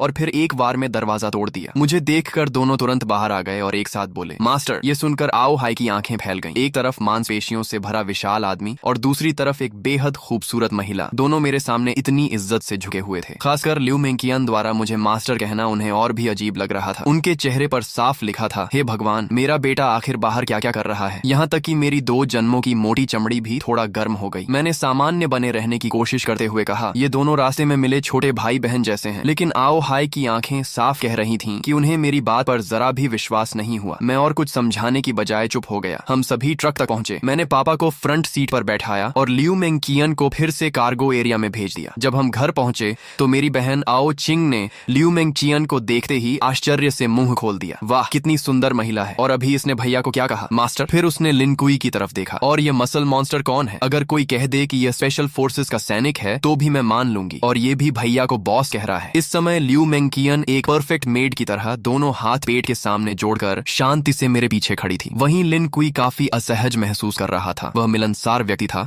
लेकिन यह उसके बॉस का परिवार था, इसलिए उसे समझ नहीं आ रहा था कि कैसे व्यवहार करे। आखिर मेरी माँ लियू यून ने स्थिति संभाली और मुस्कुराते हुए कहा, सबको भूख लगी होगी ना? जैसे ही उन्हें पता चला था कि मैं और पापा लौट रहे हैं, उन्होंने सोना छोड़ दिया और पूरी रात खाना बनाने में लगा दी थी ताकि हम दोनों गरम खाना खा सकें। लेकिन उन्हें यह उम्मीद नहीं थी कि मैं 2 और लोगों को साथ ले आऊंगा, इसलिए खाना थोड़ा कम पड़ रहा था। अच्छी बात यह थी कि मैंने पहले से बहुत सारे कैंड फूड्स जमा कर रखे थे। कुछ कैंस खोलकर माँ ने पूरा बड़ा डिनर तैयार कर दिया। जब मैंने देखा कि लिन कुई और लियू मेंकियन अभी भी किनारे खड़े हैं तो मैंने उन्हें भी खाने के लिए बुलाया। लिन कुई आगे बढ़ने ही वाला था कि लियू मेंकियन बोली, मुझे थोड़ा कैंड फूड दे दीजिए, मैं मास्टर के साथ एक ही टेबल पर नहीं बैठ सकती। ये सुनते ही कमरे में मौजूद सभी लोग स्तब्ध रह गए। आओ चिंग की नजरें मेरे और लियू मेंकियन के चेहरे पर बार बार घूमने लगी। फिर शरारती मुस्कान के साथ बोली, अब मैं समझ गई, इसे फ्लर्टिंग कहते हैं। उसकी बात पूरी होने से पहले ही मैंने उसके सिर पर हल्का सा नॉक मार दिया। वह दर्द से आंखों में आंसू भरकर मेरा हाथ पकड़कर काटने लगी। डिनर खत्म होने के बाद मैंने बैकपैक से 2 डेविल फ्रूट्स निकाली। मेरे पास अभी 2 डेविल फ्रूट्स हैं, एक थंडर फ्रूट है और दूसरी की एबिलिटी अभी पता नहीं है। तुम लोग इनमें से खा लो। यह सुनकर लिन कुई और लियू मेंकियन दोनों चौंक गए। उन्हें उम्मीद नहीं थी कि मेरे पास इतनी दुर्लभ चीजें भी मौजूद हैं। उनकी आंखों में चाहत साफ दिखाई दे रही थी। आओ चिंग उत्साह से दोनों फ्रूट्स को उठाकर देखने लगी। फिर उसने उन्हें माता पिता को दिखाया, लेकिन आओ हाई ने फ्रूट देकर वापस मुझे लौटा दी। आओ चिंग को दे दो, हमारी उम्र हो चुकी है, हम खाएंगे तो बर्बाद हो जाएंगी। माँ भी सहमत हो गई। हाँ, तुम्हारे जैसा बेटा हमारी रक्षा कर रहा है, हमारे लिए वही काफी है। इतनी कीमती चीज तुम्हारे पास रहेगी तो ज्यादा काम आएगी। मैंने समझाने की कोशिश की, मेरे पास पहले से एज्योर ड्रैगन फ्रूट है, मेरी ग्रोथ बहुत तेज होगी। लेकिन अगर आप लोग भी डेविल फ्रूट्स खा लेंगे तो ज़ॉम्बीज मारकर जल्दी पॉइंट्स कमा सकेंगे और हाकी ट्रेनिंग भी अनलॉक कर पाएंगे। अपोकलिप्स में असली कैपिटल यही है। लेकिन काफी देर समझाने के बाद भी माता पिता नहीं माने। आखिर मैंने हारकर आओ चिंग की तरफ देखा। ठीक है, तुम चुन लो। आओ चिंग तो कब से इसी पल का इंतजार कर रही थी। उसने दोनों फ्रूट्स हाथ में लेकर बार बार देखा, लेकिन काफी सोचने के बाद उसने थंडर फ्रूट मुझे वापस दे दी। मैं हैरान रह गया। क्या तुम थंडर फ्रूट नहीं लोगी? लोजिया एलिमेंटलाइजेशन शुरुआती चरण में लगभग इनविंसिबल होती है और दूसरी फ्रूट की एबिलिटी क्या है यह भी नहीं पता। आओ चिंग मुस्कुराकर बोली, डिवाइन स्पेस में डीमन रिमूवल पोशन मिलती है, उससे डेविल फ्रूट की साइड इफेक्ट्स हट सकती हैं और इंसान दूसरी फ्रूट भी खा सकता है। भैया आप इतने मजबूत हो कि वह पोशन जरूर हासिल कर लोगे। थंडर फ्रूट आपके लिए ज्यादा उपयुक्त है, मैं दूसरी फ्रूट खा लूंगी। मैंने कुछ देर सोचा और कहा, ठीक है, लेकिन पहले इसकी आइडेंटिफिकेशन कर लेते हैं। अगर एबिलिटी अच्छी हुई तो तुम खा लेना। डेविल फ्रूट आइडेंटिफिकेशन 1000 पॉइंट्स के बाद अनलॉक होती थी। आओ चिंग को यह बात पता नहीं थी क्योंकि उसके पास अभी कोई पॉइंट्स नहीं थी। लेकिन मैं स्कूल से लेकर हॉस्पिटल तक ज़ॉम्बीज का इतना सफाया कर चुका था कि मेरे पॉइंट्स 1000 से भी ज्यादा हो चुके थे। तभी आओ चिंग ने जल्दी से सिर हिलाया, नहीं, 1000 पॉइंट्स बहुत ज्यादा हैं। इतना कहकर उसने मेरे जवाब का इंतजार तक नहीं किया। उसने तुरंत उस सुनहरी मकई जैसी दिखने वाली डेविल फ्रूट उठाई और एक बड़ा टुकड़ा काटकर निगल लिया। ये देखकर मैं घबरा गया। मुझे बिल्कुल उम्मीद नहीं थी कि वह सीधे फ्रूट खा लेगी। अगर यह कोई कमजोर एबिलिटी निकली तो बाद में पछताने का भी मौका नहीं मिलेगा। लेकिन अब बहुत देर हो चुकी थी। आओ चिंग फ्रूट का गूदा निगल चुकी थी। मैं केवल मन ही मन प्रार्थना कर सकता था कि उसे कोई शक्तिशाली एबिलिटी मिले। मैं मन ही मन यही प्रार्थना कर रहा था कि यह डेविल फ्रूट कोई शक्तिशाली एबिलिटी दे। कमरे में मौजूद सभी लोग आओ चिंग को घूर रहे थे और उसके शरीर में होने वाले बदलावों पर नजर रखे हुए थे। आओ चिंग खुद भी बेहद घबराई हुई थी। वह अपने शरीर के अंदर दौड़ रही उस रहस्यमयी ऊर्जा को महसूस कर रही थी। जल्द ही वह ऊर्जा उसके पूरे शरीर में फैल गई और उसका शरीर बदलने लगा। अगले ही पल उसका शरीर तेजी से सिकुड़ गया और वह एक हथेली जितनी छोटी, सफेद फर और सुनहरे निशानों वाली चूहे जैसी प्राणी में बदल गई। यह ज़ोअन टाइप है। कमरे में मौजूद सभी लोगों को तुरंत समझ आ गया कि यह एनिमल टाइप फ्रूट है, लेकिन वह छोटा चूहा बिल्कुल साधारण नहीं लग रहा था। उसके शरीर से एक खास तरह की मिस्टिकल ऑरा निकल रही थी, जिससे साफ था कि यह कोई ऑर्डिनरी स्पीसीज नहीं है। मैंने उत्सुकता से पूछा, जल्दी बताओ, ये कौन सी कैटेगरी है? ऑर्डिनरी ज़ोआन, एंशिएंट ज़ोआन या मिथिकल बीस्ट? आओ चिंग ने उत्साह से जवाब दिया, यह मिथिकल बीस्ट है। जैसे ही मैंने मिथिकल बीस्ट सुना, मेरे चेहरे पर खुशी फैल गई। लगता था इस बार आओ चिंग का दांव सफल हो गया था। मिथिकल बीस्ट फ्रूट्स के पास हमेशा कुछ स्पेशल एबिलिटीज होती थी। मैंने तुरंत पूछा, तो इसकी एबिलिटी क्या है? आओ चिंग मुस्कुराई और बोली, देखो। इतना कहकर उसने अचानक नीचे की ओर छलांग लगाई। अगले ही पल उसका पूरा शरीर फर्श के अंदर समा गया। हैरानी की बात यह थी कि जमीन पर कोई गड्ढा नहीं बना, न ही कोई दरार पड़ी। ऐसा लगा जैसे वह सीधे जमीन के अंदर घुस गई हो। कुछ सेकंड बाद वही छोटा चूहा मेरे पीछे से निकल आया और फिर ह्यूमन बीस्ट फॉर्म में बदल गया। उसने गर्व से सीना तान कर कहा, महिलाओं और सज्जनों, मैं आधिकारिक रूप से अपनी डेविल फ्रूट एबिलिटी की घोषणा करती हूँ। मेरी फ्रूट है animal type rat fruit, mythical beast, treasure rat form. फिर उसने उंगली उठाकर कहा, मेरे पास कुल 3 एबिलिटीज हैं। पहली एबिलिटी, मैं किसी भी मिट्टी, पत्थर या अर्थ टाइप ऑब्स्टिकल को पार कर सकती हूँ, चाहे जमीन के अंदर जाना हो या दीवार के आर पार निकलना हो। मेरे लिए यह सिर्फ पानी की एक परत पार करने जैसा है। ये सुनकर हम सब हैरान रह गए, लेकिन आओ चिंग यही नहीं रुकी। उसने आगे कहा, दूसरी एबिलिटी, मेरे पास एक इंडिपेंडेंट ट्रेजर स्पेस है, जिसमें मैं किसी भी नॉन लिविंग ऑब्जेक्ट को स्टोर कर सकती हूँ। इतना कहकर वह कमरे के कोने में रखे मॉप को उठाकर अपने सीने की तरफ ले गई। अगले ही पल उसने उस लंबे मॉप को सीधे अपने शरीर के अंदर धकेल दिया। कमरे में मौजूद सभी लोगों की आंखें फैल गईं। वह लंबा मॉप पूरी तरह उसके शरीर में गायब हो गया। यहाँ तक कि मां लियू यून भी हैरान होकर उसकी तरफ दौड़ी। उन्होंने आओ चिंग के कपड़ों के अंदर हाथ डालकर देखा कि कहीं उसने मॉप छिपाया तो नहीं है, लेकिन वहाँ कुछ नहीं था। फिर आओ चिंग ने अपना हाथ सीने के पास डाला और उसी मॉप को वापस बाहर निकाल लिया। मेरी सबसे ज्यादा दिलचस्पी दूसरी एबिलिटी में थी। मैंने तुरंत पूछा, इस स्टोरेज स्पेस का साइज कितना है? ये मेरे लिए बेहद महत्वपूर्ण सवाल था। मेरी जानकारी के अनुसार अपोकलिप्स के शुरुआती चरण में किसी भी तरह का स्टोरेज इक्विपमेंट मौजूद नहीं था। बाद में होगा या नहीं यह भी मुझे नहीं पता था, लेकिन अगर आओ चिंग का स्टोरेज स्पेस बड़ा निकला तो वह हमारे लिए अनमोल साबित हो सकता था। आओ चिंग ने जवाब दिया, अभी इसका साइज सिर्फ 10 क्यूबिक मीटर्स है, लेकिन जैसे जैसे मैं फ्रूट को डेवलप करूंगी ये स्पेस लगातार बड़ा होता जाएगा। ये सुनकर मैं पहले ही काफी प्रभावित था, लेकिन तभी आओ चिंग ने शरारती मुस्कान के साथ कहा, अभी खत्म नहीं हुआ है, मेरी तीसरी एबिलिटी भी है। मैं एक पल के लिए पूरी तरह चौंक गया। सिर्फ अर्थ ट्रैवल और पर्सनल स्टोरेज स्पेस ही पहले से गॉड टियर एबिलिटीज जैसी थी, और अब वह कह रही थी कि उसके पास तीसरी एबिलिटी भी है। मैंने तुरंत पूछा, क्या? आओ चिंग गर्व से बोली, ट्रेजर डिटेक्शन। ये सुनते ही मेरे मुंह से लगभग गाली निकल गई। अर्थ ट्रैवल, स्टोरेज स्पेस और ट्रेजर डिटेक्शन, ये कॉम्बिनेशन तो बिल्कुल चीट एबिलिटी जैसा था। एक पल के लिए मुझे लगा कि मेरी एज्योर ड्रैगन फ्रूट भी इतनी शानदार नहीं है, लेकिन फिर मैंने खुद को याद दिलाया कि एज्योर ड्रैगन फ्रूट की भी अपनी खूबियां थीं। सबसे पहले वह विंड, फायर और लाइटनिंग तीनों नेचुरल एलिमेंट्स को कंट्रोल कर सकती थी। दूसरा, वह क्लाउड राइडिंग की मदद से उड़ने की एबिलिटी देती थी। और तीसरा, वह अन्य अधिकांश ज़ोआन फ्रूट्स की तुलना में कहीं ज्यादा स्ट्रेंथ, डिफेंस, स्पीड और रिकवरी प्रदान करती थी। तुलना करने पर साफ था कि एज्योर ड्रैगन कॉम्बैट के लिए बनी थी, जबकि ट्रेजर रैट कॉम्बैट के बाहर सपोर्ट और एक्सप्लोरेशन के लिए बनी थी। लेकिन तभी आओ चिंग का चेहरा थोड़ा उदास हो गया। उसने कहा, इस फ्रूट की एक कमजोरी भी है। दूसरे ज़ोआन यूजर्स की तरह बीस्ट फॉर्म में जाने पर मुझे कोई स्ट्रेंथ या डिफेंस बूस्ट नहीं मिलता, बल्कि बीस्ट फॉर्म में मेरी कॉम्बैट पावर लगभग 0 हो जाती है। फिर उसने ह्यूमन बीस्ट फॉर्म दिखाते हुए कहा, और ह्यूमन बीस्ट फॉर्म में भी मुझे लगभग कोई फिजिकल एनहांसमेंट नहीं मिलती। मेरी स्ट्रेंथ और डिफेंस एक सामान्य इंसान जैसी ही रहती है। इतना कहने के बाद वह फिर मुस्कुराई, लेकिन मेरी स्पीड बहुत ज्यादा है। मुझे लगता है कि मेरी स्पीड बोनस बाकी मिथिकल ज़ोआन यूजर्स से कम 2 गुनी है। उसके चेहरे पर गर्व साफ दिखाई दे रहा था। सच कहूं तो यह कॉम्बैट ओरिएंटेड डेविल फ्रूट नहीं थी, लेकिन इसकी यूटिलिटी शायद एज्योर ड्रैगन फ्रूट से भी ज्यादा मूल्यवान थी। आखिर ट्रेजर डिटेक्शन का मतलब क्या था? अपोकलिप्स के इस दौर में दुनिया का सबसे बड़ा ट्रेजर क्या था? जवाब लगभग तय था, डेविल फ्रूट्स। हालांकि सिर्फ डेविल फ्रूट्स ही नहीं, भविष्य में अलग अलग सीक्रेट रेल्म्स और मिस्टिकल डंजन्स भी खुलने वाले थे। और आओ चिंग की यह एबिलिटी हमें उन सभी जगहों पर छिपे हुए ट्रेजर्स, रिसोर्सेज और अपॉर्चुनिटीज ढूंढने में बेहद बड़ी बढ़त देने वाली थी। यह सोचकर मेरे मन में एक ही विचार आया, शायद हमारी पूरी फैमिली की किस्मत अभी अभी बदल गई थी। भविष्य में खुलने वाले सीक्रेट रेल्म्स और मिस्टिकल डंजन्स में भी हमें इस एबिलिटी की वजह से बहुत बड़ा फायदा मिलने वाला था। मैंने कुछ देर सोचने के बाद थंडर फ्रूट आओ चिंग को देते हुए कहा, इसे अपने ट्रेजर स्पेस में रखो। फिलहाल पूरी दुनिया में इससे ज्यादा सुरक्षित जगह कोई नहीं है। थंडर फ्रूट की असली कीमत समझने के बाद मैंने उसे एओ चिंग के स्टोरेज स्पेस में रखवा दिया। इसके बाद मैंने अपने पॉइंट्स में से सभी को 30 पॉइंट्स दिए, ताकि वे 3 कलर हॉकी की ट्रेनिंग मेथड एक्सचेंज कर सकें। आखिर बिना डेविल फ्रूट के भी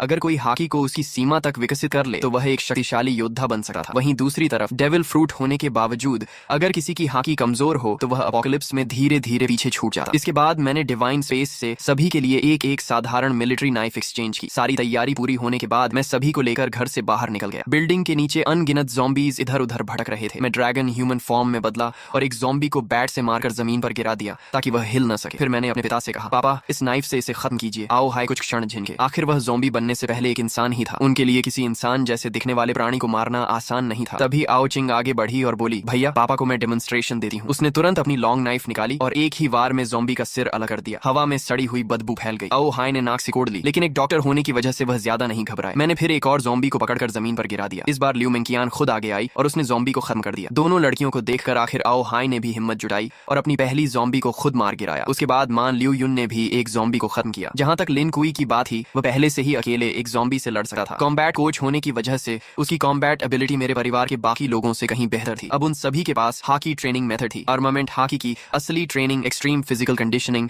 और लगातार कॉम्बैट के जरिए होती थी। मैंने सबकी तरफ देखते हुए कहा, पापा आप लोग फिलहाल घर के आसपास ट्रेनिंग कीजिए, मैं दूर जाकर ज़ॉम्बीज साफ करूंगा। अपोकलिप्स में ताकतवर बनने का सबसे बड़ा तरीका था लगातार लड़ाई के जरिए शरीर को मजबूत करना। ज़ॉम्बीज से लड़ने पर सिर्फ फिजिकल ग्रोथ ही नहीं होती थी, बल्कि पॉइंट्स भी मिलते थे। और पॉइंट्स अब इस दुनिया की नई करेंसी थे। उनसे डिवाइन स्पेस में सामान खरीदा जा सकता था और दूसरे सर्वाइवर्स के साथ ट्रेडिंग भी की जा सकती थी। पुरानी मनी सिस्टम अब पूरी तरह बेकार हो चुकी थी। जैसे ही मैंने जाने की तैयारी की, आओ चिंग दौड़ कर आई और मेरे हाथ से लिपट गई। भैया मैं भी आपके साथ चलूंगी। मैंने सिर हिलाकर कहा, नहीं, मैं आसपास के ज़ॉम्बीज साफ कर दूंगा। तुम लोग थक जाओ तो घर वापस आ सकते हो, लेकिन मेरे साथ दूर जाना बहुत खतरनाक है और वैसे भी तुम्हारी डेविल फ्रूट कॉम्बैट में ज्यादा मजबूत नहीं है। आओ चिंग ने तुरंत जवाब दिया, लेकिन मुझे साउथ वेस्ट डायरेक्शन में ट्रेजर महसूस हो रहा है। मैं आपको ट्रेजर हंट में मदद कर सकती हूँ। उसकी बात सुनते ही मैं ठिठक गया। ट्रेजर? इस समय दुनिया में सबसे मूल्यवान ट्रेजर क्या हो सकता था? लगभग निश्चित रूप से डेविल फ्रूट। मैं कुछ सेकंड सोचता रहा और फिर बोला, ठीक है, लेकिन मेरे पास से एक कदम भी दूर मत जाना। इसके बाद मैंने लिन कुई को कुछ निर्देश दिए और आओ चिंग को साथ लेकर साउथ वेस्ट डायरेक्शन में चल पड़ा। हम दोनों ह्यूमन बीस्ट फॉर्म में थे। ट्रेजर रैट फॉर्म की स्पीड देकर मैं सचमुच हैरान रह गया। उसकी स्पीड इतनी ज्यादा थी कि ज़ॉम्बीज उसके कपड़ों तक को छू नहीं पा रहे थे। ऊपर से उसकी अर्थ ट्रैवल एबिलिटी तो और भी ज्यादा अजीब थी। हालांकि उसकी अटैक पावर ज्यादा नहीं थी, लेकिन वह हिट एंड रन स्ट्रेटजी से ज़ॉम्बीज को आराम से खत्म कर सकती थी। जब मैंने एक ज़ॉम्बी का सिर बैट से कुचल दिया, तभी आओ चिंग ने भी अपनी नाइफ से एक ज़ॉम्बी का सिर अलग कर दिया। लेकिन लगातार एबिलिटी इस्तेमाल करने की वजह से वह तेजी से थकने लगी थी। फिर भी वह हाँफते हुए मेरी तरफ गर्व से देखने लगी, जैसे कह रही हो, जल्दी मेरी तारीफ करो। उसकी उम्मीद भरी आंखें देकर मैं मुस्कुरा पड़ा और कहा, मेरी छोटी बहन तो बहुत कमाल की है। मेरी तारीफ सुनते ही उसकी आंखें खुशी से आधी बंद हो गईं। उसके चेहरे पर दो प्यारे डिंपल्स उभर आए। लेकिन कॉम्बैट के बीच इतना रिलैक्स होना खतरनाक था। अचानक पीछे से एक ज़ॉम्बी उस पर झपटा। आओ चिंग तुरंत जमीन के अंदर घुसकर बचना चाहती थी, लेकिन उसकी स्टैमिना बहुत ज्यादा खर्च हो चुकी थी। वह अपनी एबिलिटी एक्टिवेट ही नहीं कर पाई। ज़ॉम्बी तेजी से उसके करीब पहुंच रहा था। ठीक आखिरी क्षण में मैंने बैट घुमाकर ज़ॉम्बी को दूर उड़ा दिया। आओ चिंग जोर जोर से सांस लेने लगी। आखिर उसने मेरी तरह पिछले एक महीने तक पागलों की तरह ट्रेनिंग नहीं की थी, न ही उसके पास हॉकी जीनियस जैसी टैलेंट थी। मेरी दी हुई पॉइंट्स की मदद से उसने सिर्फ हॉकी ट्रेनिंग मेथड हासिल की थी, लेकिन अभी तक हॉकी जागृत नहीं हुई थी। ट्रेजर रैट फॉर्म भी फिजिकल स्ट्रेंथ में कोई खास बूस्ट नहीं देती थी, इसलिए वह अब तक लड़ पा रही थी। यही उसकी मेहनत और सामान्य फिटनेस का नतीजा था। कुछ देर बाद आओ चिंग ने अचानक साउथ वेस्ट की ओर इशारा किया। उधर ट्रेजर उसी दिशा में है, मैं आपको रास्ता दिखाती हूँ। इतना कहकर उसने अपनी लॉन्ग नाइफ ट्रेजर स्पेस में रखी और बीस्ट फॉर्म में बदलकर मेरे कंधे पर कूद गई। हथेली जितनी छोटी सफेद चूहियां मेरे ड्रैगन स्केल्स वाले गाल से अपना सिर रगड़ने लगी। मैंने तुरंत एज़्योर ड्रैगन ट्रांसफॉर्मेशन एक्टिवेट कर दी। अगले ही पल एक गगन भेदी ड्रैगन रोर पूरे शहर में गूंज उठा। वह गर्जना इतनी शक्तिशाली थी कि आसपास की बिल्डिंग्स में छिपे हुए सभी लोग चौंक गए। लोग खिड़कियों और बैल्कनीज से बाहर झांकने लगे और फिर उन्होंने एक अविश्वसनीय दृश्य देखा। एक विशाल एज़्योर ड्रैगन बादलों और धुंध पर कदम रखते हुए आसमान की ओर उड़ रहा था और कुछ ही क्षणों में बादलों के समुद्र के भीतर गायब हो गया। अगर एज़्योर ड्रैगन बॉस हमारे बीएन सिटी तक आ ही गए हैं, तो क्या वह पूरे शहर के ज़ॉम्बीज साफ कर देंगे? किसी ने आसमान में उड़ते एज़्योर ड्रैगन का वीडियो रिकॉर्ड करके डिवाइन स्पेस के कम्युनिकेशन चैनल पर अपलोड कर दिया। जो लोग ज़ॉम्बीज से लड़ने की हिम्मत नहीं जुटा पा रहे थे, वे अपने घरों में छिपे हुए थे और डिवाइन स्पेस के जरिए दुनिया भर के सर्वाइवर्स से बातचीत कर रहे थे। दूसरी तरफ मैं आओ चिंग के बताए हुए डायरेक्शन में उड़ता हुआ तेजी से आगे बढ़ रहा था। ट्रेजर रेड फॉर्म में बदली आओ चिंग बार बार अपनी छोटी नाक फड़काकर ट्रेजर की दिशा महसूस कर रही थी। जैसे जैसे हम ट्रेजर के करीब पहुंचते गए, उसकी फीलिंग और मजबूत होती गई। जल्द ही हम एक घने जंगल के ऊपर पहुंच गए। मैं आसमान से नीचे उतरा और ह्यूमन बीस्ट फॉर्म में बदल गया। फिर हम दोनों तेजी से जंगल के अंदर दौड़ पड़े। यहाँ इंसान बहुत कम थे और ज़ॉम्बीज भी मुश्किल से 2-4 दिखाई दे रहे थे। रास्ते में मिले ज़ॉम्बीज को मैंने आसानी से खत्म कर दिया। तभी अचानक आओ चिंग जोर से चिल्लाई। एक बड़े पाइन ट्री के नीचे एक बदसूरत और चालाक चेहरे वाला आदमी खड़ा था। उसके हाथ में एक लाल रंग का सितारे के आकार का डेविल फ्रूट था। उसके चेहरे पर पागलों जैसी खुशी थी। वह शहर से जान बचाकर भागा था और सोचा था कि सुनसान जंगल में छिप जाएगा, लेकिन यहाँ उसे डेविल फ्रूट मिल गया था। वह वन पीस का फैन नहीं था, इसलिए फ्रूट को पहचान नहीं पाया, लेकिन डिवाइन स्पेस के फोरम से उसे इतना पता था कि कोई भी डेविल फ्रूट बेहद कीमती ट्रेजर होती है। वह फ्रूट को देखते हुए हंस पड़ा। लगता है किस्मत आखिरकार वांग देफा पर मेहरबान हो गई। इतना कहकर उसने अपने पीले दांतों वाला मुंह खोला और फ्रूट को खाने ही वाला था। मेरा और आओ चिंग का चेहरा तुरंत बदल गया। अब उसे रोकने के लिए हमारे पास समय नहीं था। मैंने बिना सोचे एक गर्म फायर ब्रेथ उसकी तरफ फेंक दी। अगले ही पल वह आदमी आग में घिर गया। मैं और आओ चिंग तुरंत दौड़कर वहां पहुंचे। राख के बीच डेविल फ्रूट बिल्कुल सुरक्षित पड़ी थी। मैंने राहत की सांस ली और उसे उठा लिया। लिया। अपोकलिप्स का एक जीवन जीने के बाद मेरे अंदर पहले जैसी दया नहीं बची थी, लेकिन आओ चिंग के चेहरे पर असहजता साफ दिखाई दे रही थी। उसकी परवरिश ऐसी नहीं थी कि वह किसी को मरते हुए देकर सहज रह सके। मैंने शांत स्वर में कहा, इस दुनिया में ताकत ही नियम है। अगर हमारे पास शक्ति नहीं होती और किसी को हमारे डेविल फ्रूट का पता चल जाता तो हमारा भी यही हाल होता। आओ चिंग ने धीरे से सिर हिलाया। अपोकलिप्स को अभी सिर्फ 2 दिन हुए थे, लेकिन डिवाइन स्पेस के फोरम पर उसने इंसानी लालच और क्रूरता के कई उदाहरण देख लिए थे। वह मेरी बात समझती थी, लेकिन उसके दिल में अभी भी थोड़ा अपराध बोध था। वह चुपचाप मेरा हाथ पकड़कर खड़ी रही। फिर हम दोनों ने उस डेविल फ्रूट को गौर से देखा। वह लाल रंग का हार्ट शेप्ड फ्रूट था, जिस पर काले घुमावदार पैटर्न्स बने हुए थे। वन पीस फैंस होने के कारण हम दोनों ने उसे तुरंत पहचान लिया। ये वन पीस की सबसे कीमती फ्रूट्स में से एक थी। निका फ्रूट की तरह इसकी कीमत भी 50 अरब बेली मानी जाती थी। ये थी ऑप फ्रूट, लॉ की प्रसिद्ध सर्जरी फ्रूट। मेरे पिछले जीवन में इस फ्रूट का यूजर एक बेहद मशहूर और शक्तिशाली व्यक्ति था, लेकिन वह ताकतवर व्यक्ति और ये घटिया आदमी एक दूसरे से बिल्कुल अलग थे। साफ था कि इस आदमी ने फ्रूट खाने के बाद ज्यादा समय तक जीवित नहीं रहा होगा। उसकी मौत के बाद फ्रूट फिर से दुनिया में कहीं और रिस्पॉन हुई होगी और बाद में किसी असली शक्तिशाली व्यक्ति के हाथ लगी होगी। अपोकलिप्स की डेविल फ्रूट्स भी मैंगा की तरह काम करती थी। किसी एबिलिटी यूजर की मौत के बाद उसकी फ्रूट दुनिया में कहीं भी रैंडम लोकेशन पर फिर से पैदा हो जाती थी। इसी वजह से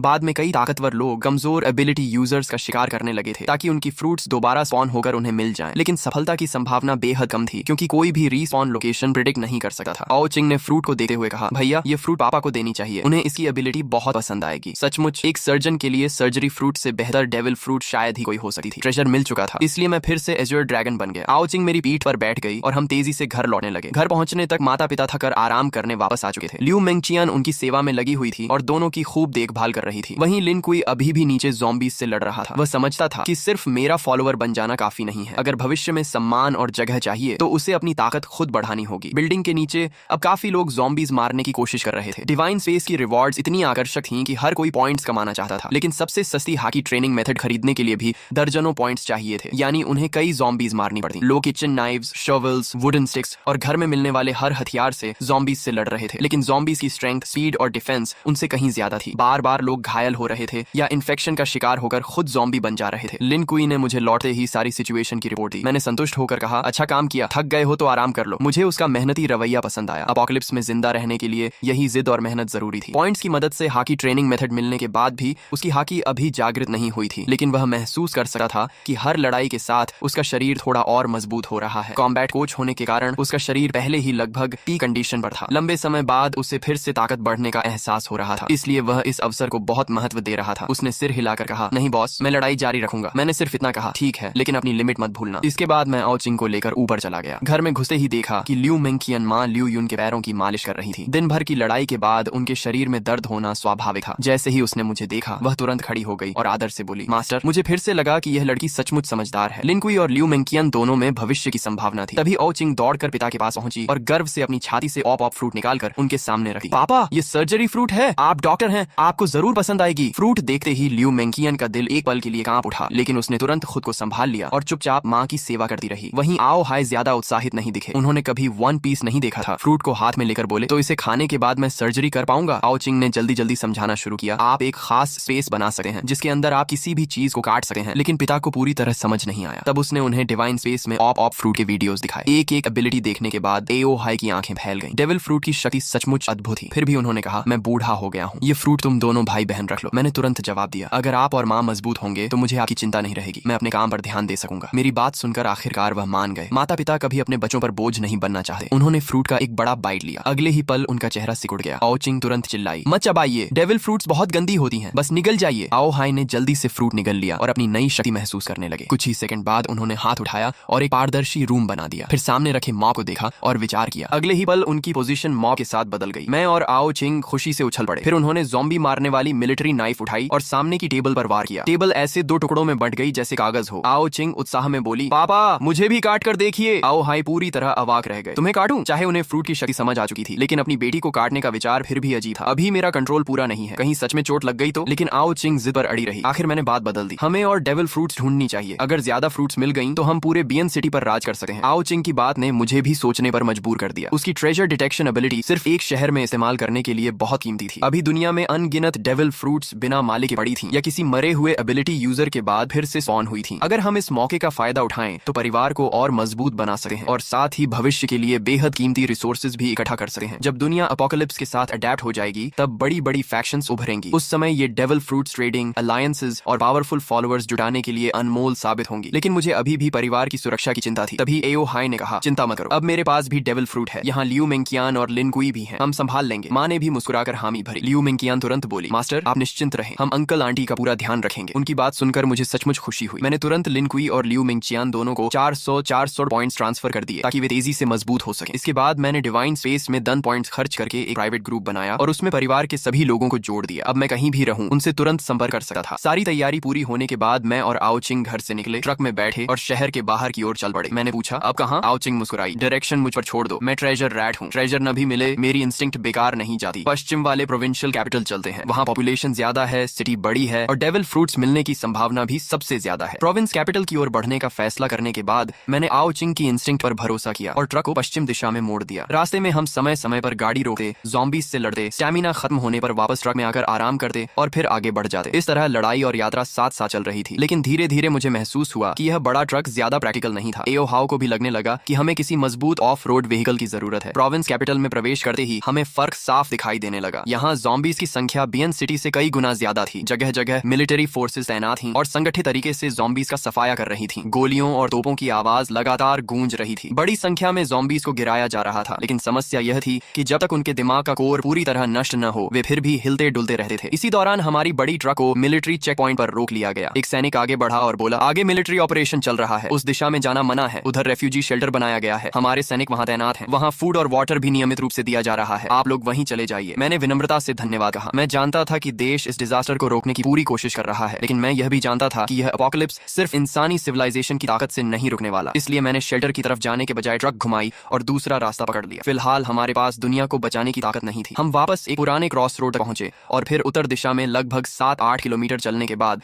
दोबारा पश्चिम की ओर मुड़ गए। इस इलाके में मिलिट्री कंट्रोल नहीं था, इसलिए ज़ॉम्बीज अभी भी हर जगह फैले हुए थे। कभी कभी किसी बिल्डिंग के बाहर सर्वाइवर्स ज़ॉम्बीज से लड़ते दिखाई देते। वे किसी तरह कुछ ज़ॉम्बीज मारते, फिर तुरंत बिल्डिंग के अंदर लौट जाते, आराम करते और बाद में फिर बाहर आकर पॉइंट्स कमाने की कोशिश करते। हर कोई एपोकलिप्स में जिंदा रहने के लिए अपनी अपनी पूरी कोशिश कर रहा था, लेकिन उसी दौरान मेरी नजर एक और चीज पर पड़ी जिसने मेरा ध्यान खींच लिया। ये एक शानदार ऑफ रोड व्हीकल थी, सिविलियन वर्जन की आर्मर्ड व्हीकल जैसी मजबूत और भारी। इसमें मिलिट्री टारगेटिंग सिस्टम जैसी सुविधाएं नहीं थी, लेकिन बाकी हर चीज मौजूद थी। ये लगभग वही व्हीकल थी जिसकी मुझे तलाश थी। इस समय एक युवा उस व्हीकल के अंदर छिपा हुआ था। उसने डोर में एक छोटा सा होल बना रखा था और वहीं से एक लंबा स्पीयर बाहर निकालकर ज़ॉम्बीज पर हमला कर रहा था। हालांकि उसके लिए ज़ॉम्बी के सिर पर वार करना आसान नहीं था, लेकिन धीरे धीरे वह कुछ ज़ॉम्बीज मारने में सफल हो जाता था। मैंने अपनी ट्रक उस डोंगफंग मेंगशी व्हीकल के पास रोक दी। फिर मैं और आओचिंग नीचे उतरे। मैं ड्रैगन ह्यूमन फॉर्म में बदल गया और अपनी भारी बेसबॉल बैट घुमाते हुए आगे बढ़ा। ये बैट इतनी उपयोगी थी कि पॉइंट्स होने के बावजूद मैंने अब तक कोई स्पेशल वेपन एक्सचेंज नहीं किया था। दूसरी तरफ व्हीकल के अंदर छिपा युवक घबरा गया। उसने देखा कि उसके पास अचानक एक ट्रक आकर रुकी है। उसके दिल की धड़कन तेज हो गई। हे भगवान, एजर ड्रैगन बॉस, क्या एजर ड्रैगन बॉस भी मेरी गाड़ी लूटने आए हैं? वह अंदर बैठा बैठा तरह तरह की बातें सोचने लगा, लेकिन कुछ ही मिनटों में मैंने आसपास के सभी ज़ॉम्बीज खत्म कर दिए और उसकी व्हीकल की विंडो पर नॉक किया। युवक ने सावधानी से डोर खोला। उसे पता था कि अगर एज्योर ड्रैगन बॉस सच में उसकी व्हीकल चाहते तो उसे रोकने की कोई ताकत उसके पास नहीं थी, इसलिए सहयोग करना ही बेहतर था। मैंने सीधे कहा, एक ट्रक, आधा कंटेनर डीजल और बदले में मुझे तुम्हारी ये व्हीकल चाहिए। युवक कुछ सेकंड तक मुझे घूरता रहा। उसके चेहरे पर हैरानी साफ दिखाई दे रही थी। एक ट्रक और आधा कंटेनर डीजल मेरी मेंगशी के बदले? उसने मन ही मन सोचा कि मैं शायद उसकी व्हीकल सीधे छीन लूंगा, लेकिन मैं तो बाकायदा एक्सचेंज की बात कर रहा था। उसने जल्दी ही हिसाब लगा लिया। वैसे भी व्हीकल बदलने के बाद ट्रक उसके किसी काम की नहीं रहने वाली थी और इतना डीजल वह अकेले इस्तेमाल भी नहीं कर सकता था। लेकिन फिर उसे मेरी असली योजना समझ में आ गई। मैं असल में बहुत कम कीमत देकर एक बेहतरीन व्हीकल लेना चाहता था। अचानक उसने मुस्कुराकर कहा, बॉस मुझे ट्रक नहीं चाहिए, डीजल भी नहीं चाहिए, मैं आपको व्हीकल फ्री में दे देता हूँ। मैं थोड़ा चौंका। फिर तुम्हें क्या चाहिए? युवक ने बिना झिझक जवाब दिया, बस मुझे अपने साथ ले चलिए। पिछले 2 दिनों में उसने एपोकलिप्स की असली भयावहता देख ली थी। अब उसके सामने एज्योर ड्रैगन जैसा ताकतवर व्यक्ति खड़ा था। अगर अभी उसने इस मौके को गंवा दिया तो शायद फिर कभी ऐसा अवसर नहीं मिलेगा। उसे साफ दिख रहा था कि यह एक ऐसी जांग है जिसे पकड़ना ही होगा। उसकी मोटी चमड़ी देखकर मैं कुछ पल के लिए निरुत्तर रह गया। यह आदमी सचमुच बेशर्म था। मैंने सिर हिलाया और कहा, मुझे अभी कुछ जरूरी काम है, मैं तुम्हें साथ नहीं ले जा सकता। युवक का चेहरा तुरंत उतर गया, लेकिन मैंने आगे कहा, ऐसा करते हैं, मैं तुम्हें 30 पॉइंट्स देता हूँ, इससे तुम 3 colour hockey training method exchange कर सकते हो, बाकी का रास्ता तुम्हें खुद तय करना होगा। युवक की आंखें चमक उठी। बॉस, उसकी आवाज भावुक हो गई। आखिर एपोकलिप्स में शुरुआती 30 पॉइंट्स किसी खजाने से कम नहीं थे। मुझे साथ ले चलो ना, मैंने विल्डरनेस सर्वाइवल सीखी है, मैं बहुत सारे काम कर सकता हूँ, मुझे साथ ले चलो ना, मुझे साथ ले चलो ना। वह एपोकलिप्स एंथुसियास्ट था। उसने खास तौर पर यह मोटी सिविलियन आर्मर्ड व्हीकल बनवाई थी और पूरा सर्वाइवल इक्विपमेंट सेट भी तैयार किया था। देखिए, ये गाड़ी मैंने खुद कस्टम बनवाई है और ये सारे उपकरण भी मैंने ही तैयार किए हैं। मैं सच में बहुत काम आ सकता हूँ, लेकिन मुझे अभी अपने काम करने हैं, इसलिए तुम्हें साथ ले जाना संभव नहीं है। हाँ, मैं तुम्हारे विला के सारे ज़ॉम्बी साफ कर सकता हूँ और तुम्हारे पास जो 30 से ज्यादा पॉइंट्स हैं उनसे तुम हॉकी ट्रेनिंग मेथड खरीद सकते हो और धीरे धीरे खुद भी मजबूत बन सकते हो। भले ही उसका मकसद पूरा नहीं हुआ, लेकिन हाकी ट्रेनिंग मेथड मिलना भी कम नहीं था। कम से कम अब उसके पास इस अपोकलिप्स में सचमुच जिंदा रहने का सहारा था। मैं और आउचिंग उसके साथ उसके विला में गए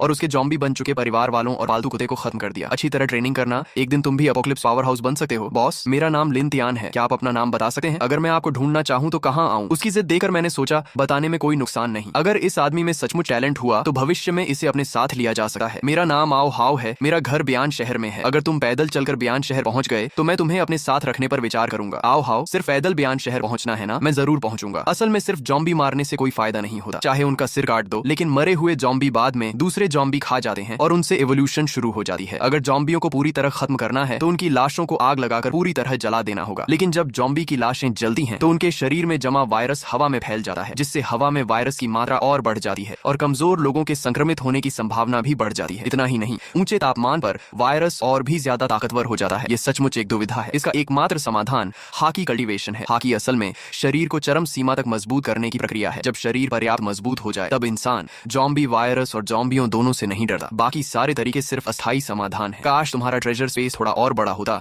तो हम सारा डीजल अपने साथ ले जा सकते थे। अभी ईंधन सीमित है, इसलिए हमारी खोज का दायरा भी सीमित है। तुम्हें लगता है मैं नहीं चाहती? डेविल फ्रूट एबिलिटी डेवलपमेंट इतना आसान नहीं होता। और हाँ, ये जंक फूड कम खाया करो। थक जाओ तो डिवाइन स्पेस शॉप से एक वाटर मीट खरीद लेना, उससे ताकत जल्दी वापस आती है। यह सुनकर मैं तुरंत उत्साहित हो गया। जैसे ही सुना कि आगे कोई खजाना है, मैंने रास्ते में जॉम्बी मारना लगभग बंद कर दिया और पूरी स्पीड से आओ शिंग द्वारा बताए गए दिशा में बढ़ने लगा। लेकिन जब हम आखिरकार वहां पहुंचे तो पता चला कि मामला आसान नहीं है। वहां एक फैक्ट्री थी जिसके चारों तरफ लोहे की जाली लगी हुई थी। बाहर बहुत सारी मशीनें और टूटी फूटी मेज कुर्सियां जमा करके बैरिकेड बनाया गया था ताकि जॉम्बी अंदर न घुस सके। बैरिकेड के पीछे लोगों ने फैक्ट्री के औजारों से लंबे डंडों वाले हथियार तैयार किए थे, जिनसे वे बैरिकेड तोड़ने की कोशिश करने वाले जॉम्बियों को मार रहे थे। फैक्ट्री के अंदर भी काफी लोग लगातार गश्त कर रहे थे ताकि कोई जॉम्बी अंदर न घुस पाए। अगर कोई जॉम्बी जाली पर चढ़ने की कोशिश करता तो तुरंत कोई लंबा भाला लेकर उसे नीचे गिरा देता। यह जगह अब एक शुरुआती सेफ बेस बन चुकी थी और इससे साफ था कि यहाँ का नेतृत्व करने वाले लोग साधारण नहीं है। तुम गाड़ी में ही रहना, बाहर बहुत ज्यादा जॉम्बी हैं। ये तुम्हारे ट्रेनिंग के लिए सही जगह नहीं है। भैया, आप भी सावधान रहना। ये लड़का पागल है, देखते जाओ कैसे जॉम्बी इसे फाड़ डालेंगे। हाँ, ये 3 सेकंड भी नहीं टिकेगा। आसपास के सारे जॉम्बी मेरी तरफ आकर्षित हो गए, लेकिन मैंने फिर भी ड्रैगन ट्रांसफॉर्मेशन नहीं की, क्योंकि अब मैं कॉपर स्किन रेल्म तक पहुंच चुका था। मेरी पहले से अच्छी शारीरिक क्षमता और 1 महीने की कठोर ट्रेनिंग ने मुझे बेहद मजबूत आधार दिया था। ऊपर से मेरे पास हाकी जीनियस टैलेंट था, जिससे मैं सीधे हाकी जागृत कर चुका था। साथ ही मेरी ट्रेनिंग स्पीड दोगुनी थी और पैसिव ग्रोथ भी लगातार चल रही थी। इसी वजह से अपोकलिप्स के दूसरे ही दिन मैं कॉपर स्किन रेल्म तक पहुंच गया था। कॉपर स्किन रेल्म का मतलब सचमुच त्वचा का तांबा बन जाना नहीं होता। यह शरीर की बाहरी परत को मजबूत करने का पहला चरण होता है। जब त्वचा मजबूत हो जाती है तो शरीर को लगने वाले झटकों और हमलों का असर काफी कम हो जाता है। इसी के साथ ताकत, रक्षा, गति और रिकवरी भी बढ़ जाती है। एज यूर ड्रैगन फ्रूट मुझे बिना ट्रांसफॉर्म हुए भी अतिरिक्त शारीरिक शक्ति देता था, इसलिए मैं इंसानी रूप में भी आसानी से जॉम्बियों को मार सकता था और बिना क्षमता इस्तेमाल किए लड़ने से हाकी की ग्रोथ और तेज होती थी। उस गाड़ी को मैं पहचानता हूँ, वह डोंगफेंग मेंगशी आर्मर्ड व्हीकल है। वह आदमी आसानी से इस इलाके से निकल सकता था, लेकिन जानबूझकर हमारी बेस के सामने गाड़ी रोकर खड़ा है। जरूर उसकी नजर हमारी बेस पर है। क्या वह हमारी बेस छीनना चाहता है? क्या हमें लाओ झांग को बताना चाहिए? बॉस, बाहर एक बहुत बड़ा एक्सपर्ट आया है। उसने अकेले 100 से ज्यादा जॉम्बी मार दिए हैं और उसकी डोंगफेंग मेंगशी भी हमारी बेस के बाहर खड़ी है। सबको लगता है कि उसकी नजर हमारी बेस पर है। सचमुच बहुत खतरनाक इंसान है। जिस आसानी से वह जॉम्बी मार रहा है,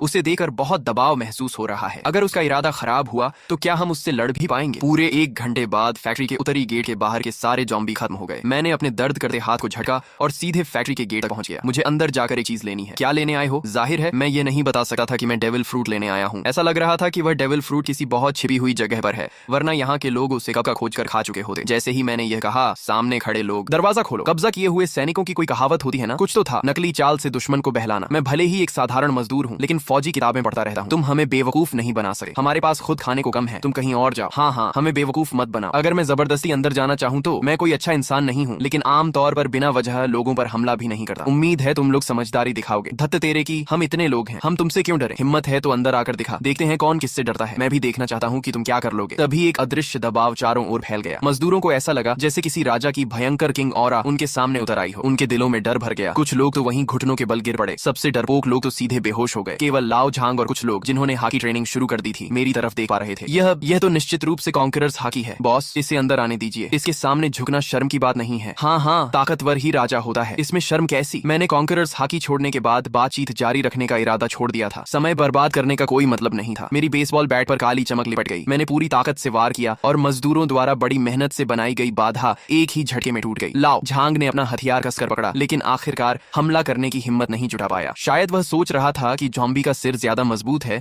या उसका अपना। आओ चिंग, इधर आओ। मेरी आवाज सुनते ही आओ। चिंग ने चाबी निकाली, गाड़ी से कूदकर नीचे उतरी और उछलती कूदती मेरी तरफ दौड़ी। वह अपनी छोटी नाक से सूंघती हुई मुझे गोदाम के पीछे ले जाने लगी। क्या बात है, हट जा यहाँ से छोटे बदमाश। क्या कहा तूने? मुझसे ऐसे बात करने की हिम्मत कैसे हुई? अभी तुझे दरवाजे पर लटका दूंगी। और साथ में इतनी खूबसूरत लड़की भी लाया है। किस क्लब से उठाकर लाया है इसे? अभी इसे फैक्ट्री के लड़कों के साथ। श्याओ यान, इसे मार डालो, मैं इससे लड़ूंगा। भाइयों सब साथ आओ, हमारी औरत का अपमान हुआ है, इस दुष्ट को नहीं छोड़ना चाहिए। अगर कोई मुझे गाली देता तो शायद मैं नजरअंदाज कर देता, लेकिन अगर कोई मेरे परिवार को गाली दे तो मैं उसे खून की कीमत चुकवाता हूँ। आओ चिंग। कई बार इंसानों का दिल जॉम्बियों और राक्षसों से भी ज्यादा डरावना होता है। अब तुम जॉम्बी मार सकती हो, लेकिन क्या तुम इंसान को मार सकती हो? व्यवस्था खत्म हो चुकी है। अगर कोई तुम्हारा अपमान करे या तुम्हें सताए तो उसे खून से सबक सिखाना होगा। अगर इस एपोकलिप्स में जीना है तो बेकार की दया छोड़नी होगी। जो मुझे नहीं छेड़ेगा मैं उसे नहीं छेड़ूंगा, लेकिन जो मुझे छेड़ेगा वह चाहे कितनी भी दूर हो उसे खत्म कर दूंगा। वह डेविल फ्रूट यूजर है। आओ चिंग, एपोकलिप्स रूल याद रखो, जड़ से खत्म करो। अगर दुश्मनी पैदा हो गई है तो भविष्य का खतरा भी खत्म कर दो। भैया, जिसने आपको गाली दी वह तो मर चुका है, बाकी लोग निर्दोष हैं, उन्हें छोड़ दो। आओ चिंग, यही तो एपोकलिप्स है। छोटी सी बहस भी जानलेवा संघर्ष में बदल सकती है, और हर संघर्ष का अंत किसी न किसी की मौत या चोट से ही होता है। पिछले जन्म में मुझे लगा था कि सिर्फ अपने दुश्मन को मार देना काफी है। मुझे लगता था मैं काफी निर्दयी हूँ, लेकिन आखिर में मेरी वही बेवजह की दया मेरी मौत का कारण बनी। इस जन्म में चाहे लोग मुझे शैतान ही क्यों न कहें, मैं फिर कभी नरमी नहीं दिखाऊंगा। हम उस जगह पहुंचे जिसे आओ चिंग महसूस कर रही थी। यह फैक्ट्री की कैंटीन का फूड स्टोरेज था। मैंने एक ही वार में दरवाजा तोड़ दिया और नीचे दबे हुए एक फलों की टोकरी में छिपा डेविल फ्रूट निकाल लिया। यह भी एक ऐसा फल था जिसे मैं पहचान नहीं पा रहा था, लेकिन जैसे ही मैं फैक्ट्री के गेट तक पहुंचा मैंने देखा कि मेरी गाड़ी गायब थी। हालांकि आओ चिंग चाबी निकाल चुकी थी, लेकिन दुनिया में ताले खोलने वाले उस्तादों की कमी नहीं थी। मैं तुरंत एज्योर ड्रैगन बन गया और आओ चिंग को लेकर आसमान में उड़ गया। कुछ ही देर में मुझे अपनी गाड़ी दिखाई दे गई। मैं आसमान से नीचे झपटा और एक ही टक्कर में गाड़ी पलट दी। बॉस प्लीज मुझे मत मारिए, प्लीज वापस गाड़ी में बैठने के बाद आओ। चिंग पूरे रास्ते चुप रही। आज उसने पहली बार मुझे इतनी बेरहमी से लोगों को मारते देखा था। उससे लग रहा था जैसे मैं उसका वही पुराना भाई नहीं हूँ। आप बहुत डरावने हो। आओ चिंग, याद रखो अब एपोकलिप्स है। हमारे परिवार के अलावा किसी पर भी आसानी से भरोसा नहीं किया जा सकता। भैया, क्या आप रीबर्थ होकर आए हो? क्या आप सच में दोबारा जन्म लेकर आए हो? मैं अंदर ही अंदर चौंक गया। क्या मैंने कहीं कोई गलती कर दी थी? इसे अचानक ऐसा क्यों लगा? आपने पागलों की तरह राशन जमा किया, माँ को छुट्टी लेकर इसे घर लाने के लिए मजबूर किया, और आपको सब कुछ पहले से पता था, और घर लौटने के बाद से आप बिल्कुल बदल गए हो। ऐसा लगता है जैसे आप कोई और इंसान हो। मेरे हिसाब से इसके सिर्फ दो कारण हो सकते हैं, या तो आप रीबर्थ होकर आए हो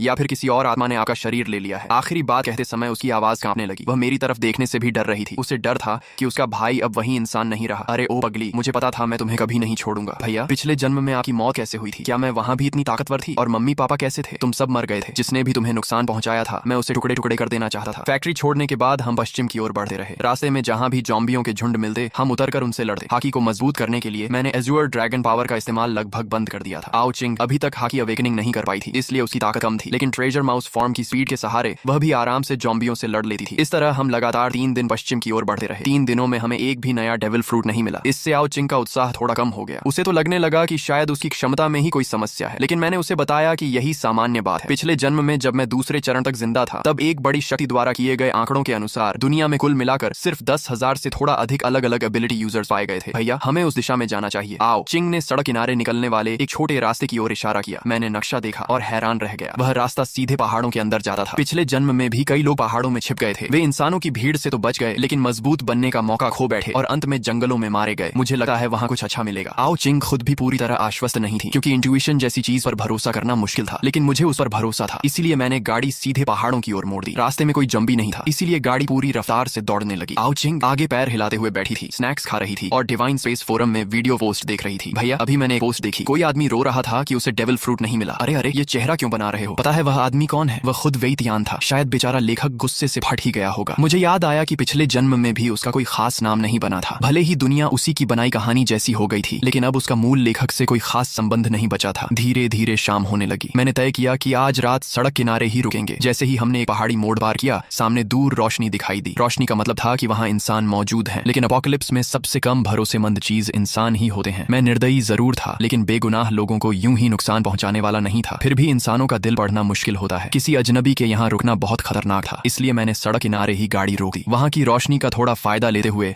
हमने वहीं रात बिताने का फैसला किया। आओ चिंग ने गाड़ी के पीछे से कैंपिंग इक्विपमेंट निकाला और एक बड़ा टेंट लगाना शुरू कर दिया। हालांकि एपोकलिप्स बेहद खतरनाक था। मेरी सावधानी भरी देखभाल में आओ चिंग को कोई डर नहीं लगा, बल्कि उसे एक तरह का एक्साइटमेंट महसूस हुआ। भाई क्या हुआ? ये सी झोंग क्या है? यानी ये किस चीज का एंट्री पॉइंट है? भाई, क्या आपने कभी जॉम्बी की आवाज सुनी है? जॉम्बी तो वैसे बोलते नहीं है, क्योंकि उनका शरीर सड़ चुका होता है और उनकी वोकल कॉर्ड्स भी खराब हो जाती हैं, इसलिए वे आवाज नहीं निकाल सकते। लेकिन जैसे जैसे जॉम्बी इवॉल्व होते हैं उनका शरीर धीरे धीरे रिपेयर होने लगता है और उन्हें बेसिक ह्यूमन फंक्शंस वापस मिलने लगते हैं। लगते हैं, जैसे आवाज निकालना। लेकिन इसके लिए कम से कम 1 स्टार ज़ॉम्बी होना जरूरी होता है। अभी जो ज़ॉम्बी हैं वे बिना लेवल के हैं, उनकी ताकत थोड़ी ज्यादा होती है और हड्डियां सख्त होती हैं, लेकिन उन्हें हराना मुश्किल नहीं होता। यहाँ तक कि आम इंसान भी उन्हें मार सकता है। लेकिन जब वे इंसानी मांस खाकर खुद को रिपेयर कर लेते हैं तो उनकी स्पीड और स्ट्रेंथ बढ़ जाती है और वे ह्यूमन लाइक कॉम्बैट भी इस्तेमाल करने लगते हैं। तब वे 1 स्टार ज़ॉम्बीज यानी मीट ईटर्स बन जाते हैं और उन्हें हराने के लिए कम से कम कॉपर स्किन रियल्म चाहिए होता है। यह जगह अब सुरक्षित नहीं है, तुम कार में वापस जाओ। अगर सिर्फ सामने वाले ज़ॉम्बी होते तो ठीक है, लेकिन अगर 2 स्टार ज़ॉम्बी आ गया तो हम खतरे में पड़ जाएंगे। मैं अभी सिर्फ कॉपर स्किन रियल्म में हूँ और ज़ॉम्बीज से लड़ने के लिए आयरन बोन रियल्म चाहिए। लेकिन अभी अपोकलिप्स को शुरू हुए सिर्फ 5-6 दिन ही हुए हैं, इसलिए ज़ॉम्बीज इतनी जल्दी इवॉल्व नहीं होने चाहिए। मैंने आओ चिंग को गाड़ी में भेज दिया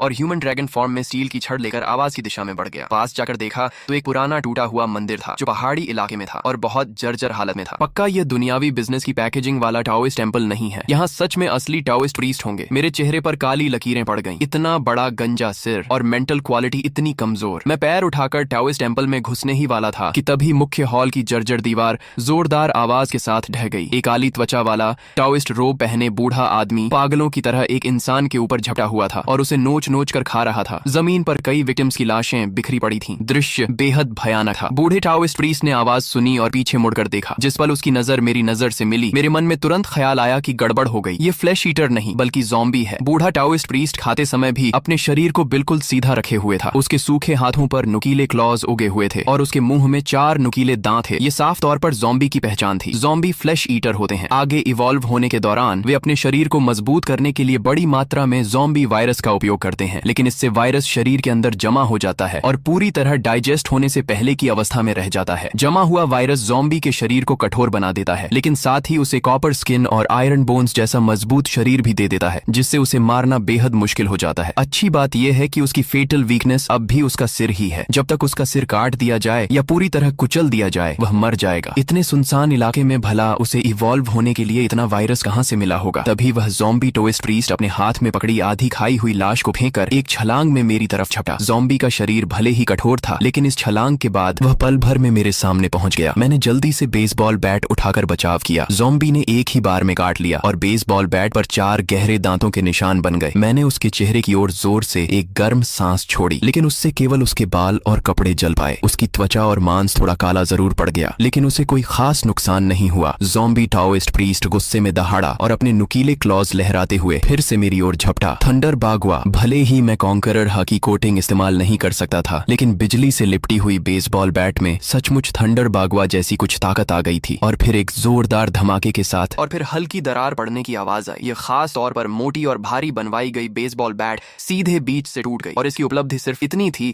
कि उसने ज़ॉम्बी की खोपड़ी में एक छोटी सी दरार डाल दी। ज़ॉम्बी टाओइस्ट प्रीस्ट ने फिर एक दहाड़ लगाई और अपने सड़े हुए बदबूदार नुकीले दांत दिखाते हुए मेरी तरफ झपटा। आओ चिंग, जमीन के अंदर घुस जाओ। जब तक मैं इसे मार न दूं बाहर मत निकलना। मैंने सोचा था कि यह सिर्फ एक फ्लैश कॉर्प्स होगा, लेकिन यह तो 2 सितारा ज़ॉम्बी निकला। ऐसे ज़ॉम्बी के पास भयानक ताकत, कॉपर स्किन और आयरन बोन्स होते हैं। मानव सभ्यता के आर्मर्ड व्हीकल्स भी इसके सामने बेकार हैं। आओ चिंग जानता था कि वह मेरी मदद नहीं कर सकता, इसलिए तुरंत ट्रेजर माउस में बदलकर जमीन के अंदर घुस गया। इस समय मैं थोड़ा हाँफ रहा था। लगातार 2 बार हीट ब्रेथ और बिजली की शक्ति का इस्तेमाल करने से मेरी स्टैमिना तेजी से खत्म हो रही थी। ऊपर से अभी अभी के प्रहार ने मेरे शरीर के अंदर ब्लड एनर्जी को भी उथल पुथल कर दिया था। ज़ॉम्बी टोइस्ट प्रीस्ट ने फिर छलांग लगाई और पल भर में मेरे करीब पहुंच गया। उसकी 10 काली सूखी उंगलियां नुकीले क्लॉज की तरह सीधे मेरी ओर बढ़ी। मैंने जोर से दहाड़ लगाई और अपने ड्रैगन क्लॉज से उसकी कलाई पकड़ ली। दोनों के बीच ताकत की सीधी टक्कर शुरू हो गई। हालांकि यह ज़ॉम्बी 2 सितारा स्तर तक पहुंच चुका था और सिद्धांत रूप से इसे टक्कर देने के लिए इंसानों को आयरन बोन रेल्म में होना चाहिए था, लेकिन एज्योर ड्रैगन द्वारा मजबूत किए गए शरीर की बदौलत मैं कुछ समय तक उससे बराबरी कर पा रहा था। दोनों जमे हुए थे कि तभी ज़ॉम्बी ने अचानक अपना सिर आगे बढ़ाया। मैंने दिल कठोर किया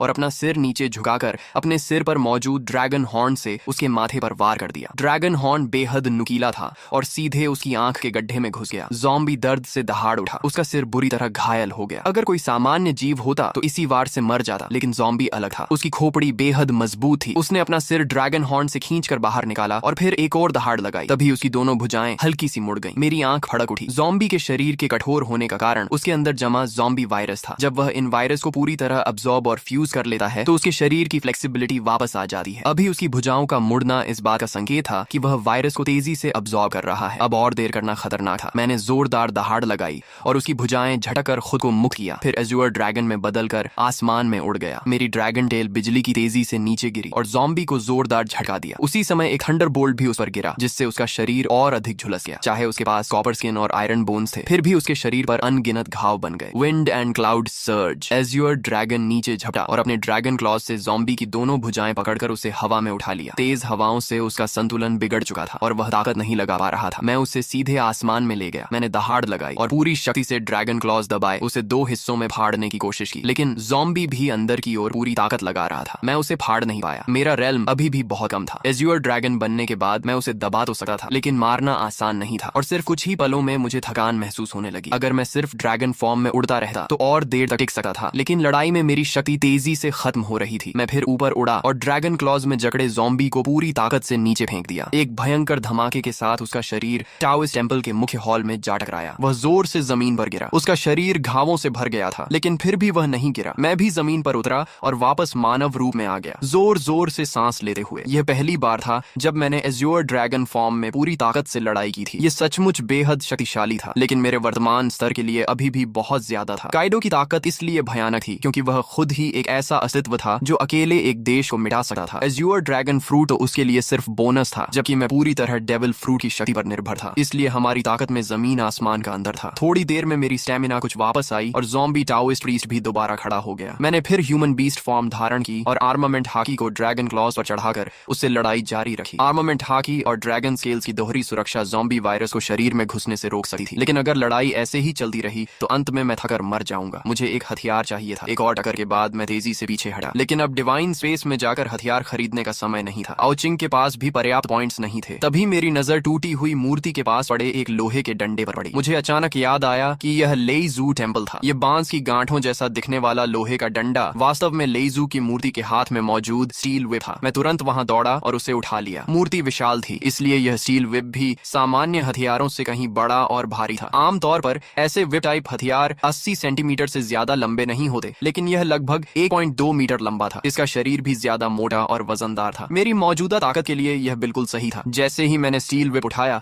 ज़ॉम्बी टाओइस्ट प्रीस्ट फिर से मेरी ओर टूट पड़ा। उसका शरीर लगभग बिखर चुका था, लेकिन उसकी आक्रामकता अब भी कम नहीं हुई थी। मैंने अपनी पूरी शक्ति से अंतिम प्रहार किया। इसके बाद मैं ह्यूमन बीस्ट फॉर्म से बाहर निकल आया। मेरे हाथों में इतनी ताकत नहीं बची थी कि उस भारी स्टील व्हिप को पकड़े रख सकूं। मैंने उसे जमीन पर गिरा दिया और पूरे शरीर में असहनीय दर्द और कमजोरी महसूस होने लगी। जमीन के नीचे छिपा आओ छिंग जब लड़ाई की आवाजें बंद हुई तो सावधानी से बाहर निकला। मुझे जमीन पर बैठा हांफते देकर वह दौड़ कर आया और मुझे रैट मीट तथा फ्रेश वाटर लाकर दिया। थोड़ी देर आराम करने के बाद हम दोनों टूटे हुए टोइस टेम्पल के अंदर गए। प्रवेश द्वार पर मिला वह गंजा आदमी लड़ाई के प्रभाव में पहले ही मर चुका था। मंदिर के अंदर हर जगह टूटी हुई मूर्तियां और बिखरे हुए सामान पड़े थे। जमीन पर कई विक्टिम्स की लाशें थीं। पीछे का हॉल वह जगह थी जहां बूढ़ा टाओइस्ट प्रीस्ट रहा करता था। मुख्य हॉल ढहने के बावजूद यह हिस्सा अब भी सही सलामत था। यहाँ सुरक्षित होना चाहिए। मैंने फैसला किया कि आज रात यहीं आराम करेंगे। मैंने आर्मर्ड व्हीकल को दरवाजे के सामने खड़ा कर दिया ताकि कोई इंसान या ज़ॉम्बी अंदर न आ सके। फिर एक कुर्सी लेकर आंगन में बैठ गया और रात के आसमान को देखने लगा। तभी मेरे मन में एक विचार आया और मेरी चेतना डिवाइन स्पेस में प्रवेश कर गई। क्योंकि तुम पहले व्यक्ति हो जिसने स्टार रैंक ज़ॉम्बी को मारा है, तुम्हें एक रिवॉर्ड मिलेगा। और क्योंकि तुमने अपोकलिप्स शुरू होने के 10 दिनों के भीतर स्टार रैंक ज़ॉम्बी को मारा है, रिवॉर्ड क्वालिटी बढ़ा दी गई है। साथ ही तुमने सीधे 2 स्टार ज़ॉम्बी का वध किया है, इसलिए रिवॉर्ड क्वालिटी एक बार फिर बढ़ाई गई है। कृपया नीचे दिए गए 3 टाइटल्स में से एक चुनो। टाइटल। ये सुनते ही मैं उत्साहित हो गया। टैलेंट की तरह ही टाइटल भी बेहद दुर्लभ चीज थी। पिछली जिंदगी में मैंने इतनी मेहनत की थी, फिर भी मुझे कभी कोई टाइटल नहीं मिला। पहला टाइटल ज़ॉम्बी किलर, ज़ॉम्बीज को होने वाला डैमेज स्थायी रूप से 2 गुना। दूसरा टाइटल बाउंटी हंटर, ज़ॉम्बीज को मारने पर मिलने वाले पॉइंट्स स्थायी रूप से 2 गुना। तीसरा title divine member, divine space का सम्मानित सदस्य बनो। तुम्हें एक बार किसी वस्तु को 90% डिस्काउंट पर खरीदने का मौका मिलेगा और भविष्य में डिवाइन स्पेस की हर खरीद पर 20% डिस्काउंट मिलेगा। तीनों टाइटल्स बेहद आकर्षक थे। तेजी से मारना और ज्यादा कमाना दोनों शानदार थे। सामान्य तौर पर तेजी से मारना बेहतर होता क्योंकि उससे कमाई भी बढ़ती और अधिक शक्तिशाली ज़ॉम्बीज को चुनौती देना भी संभव होता, लेकिन ये दोनों भी तीसरे टाइटल के सामने फीके थे। डिवाइन मेंबर, एक बार 90% डिस्काउंट और हमेशा के लिए 20% डिस्काउंट। डिवाइन स्पेस में 2 यूनिक एक्सचेंज आइटम्स थे, invisible black blood line factor और डेविल फ्रूट के साइड इफेक्ट्स हटाने वाली डीमन ट्रांसफॉर्मेशन पोशन। दोनों की कीमत 100 मिलियन पॉइंट्स थी, लेकिन 90% डिस्काउंट से उन्हें सिर्फ 10 मिलियन पॉइंट्स में लिया जा सकता था और बाकी सारी खरीदारी भी सस्ती हो जाती। मैं इस सुविधा का इस्तेमाल करके बीच का व्यापारी बनकर भारी मात्रा में पॉइंट्स कमा सकता था। सोचने की जरूरत ही नहीं थी, मैंने तुरंत तीसरा टाइटल चुन लिया, डिवाइन मेंबर। इसके बाद मैंने अपना पर्सनल पैनल खोला। नाम Ao Hao, talent hockey genius, title divine member, devil fruit fish fruit azure dragon form, realm broken body copper skin, equipment लेजू व्हिप टेल, पॉइंट्स 9655। मैंने अचानक देखा कि इक्विपमेंट सेक्शन में सचमुच कुछ मौजूद था। लेइजू व्हिप। मैंने अपने पास रखे उस बैम्बू जॉइंट स्टील व्हिप को देखा। ये लेइजू टेम्पल में पूजी जाने वाली लेइजू की मूर्ति का हथियार था, लेकिन आखिर यह तो एक सामान्य वस्तु ही थी। फिर इसे इक्विपमेंट क्यों माना गया और इसके साथ ये टेल शब्द भी क्यों जुड़ा था? मेरी पुरानी बेसबॉल बैट ने भी तो इतने ज़ॉम्बीज मारे थे, फिर उसे कभी इक्विपमेंट नहीं माना गया। मैंने स्टील व्हिप को अपनी गोद में रखा और ध्यान से उसका निरीक्षण करने लगा। आखिर इसमें ऐसा क्या खास था? स्टील व्हिप पूरी तरह जंग खा चुकी थी। साफ था कि यह कई सालों से यहाँ रखी हुई थी और शायद हजारों लोगों ने इसकी पूजा की होगी। इसमें कुल 18 जोड़ जॉइंट्स थे और हर जोड़ पर कुछ टाओइस्ट सिंबल्स और टैलिस्मन्स बने हुए थे। मैं सोच में पड़ गया। डेविल फ्रूट अप्रेजल फीस सिर्फ 1000 पॉइंट्स थी। मेरे लिए ये कोई बड़ी रकम नहीं थी, लेकिन अभी इसकी कोई खास जरूरत भी नहीं थी। फिलहाल हमें उस फ्रूट की आवश्यकता नहीं थी। जब हम वापस घर पहुंचेंगे तब इसकी पहचान कर लेंगे। इसी दौरान दूसरी तरफ एक बड़ा हादसा हो चुका था। हमारे ऊपर वाली मंजिल में रहने वाले चेन फैमिली के बाप बेटे को पता चल गया था कि हमारे पास बहुत सारा राशन जमा है। उस समय घर में सिर्फ माँ और लियू मेंकियन थी। डैड और लिन कुई नीचे ज़ॉम्बीज से लड़ने गए हुए थे। चेन फैमिली के बाप बेटे ने मौका देकर माँ और लियू मेंकियन पर हमला कर दिया ताकि वे घर और राशन पर कब्जा कर सकें। शुक्र है कि लियू मेंकियन पहले से सतर्क थी। जैसे ही उन्होंने हमला किया उसने तुरंत पलटवार किया और दोनों को मार डाला। माँ ये सब देखकर बहुत डर गई थी। हालांकि उन्होंने भी पहले ज़ॉम्बीज को मारा था, लेकिन किसी इंसान को अपने सामने मरते हुए देखना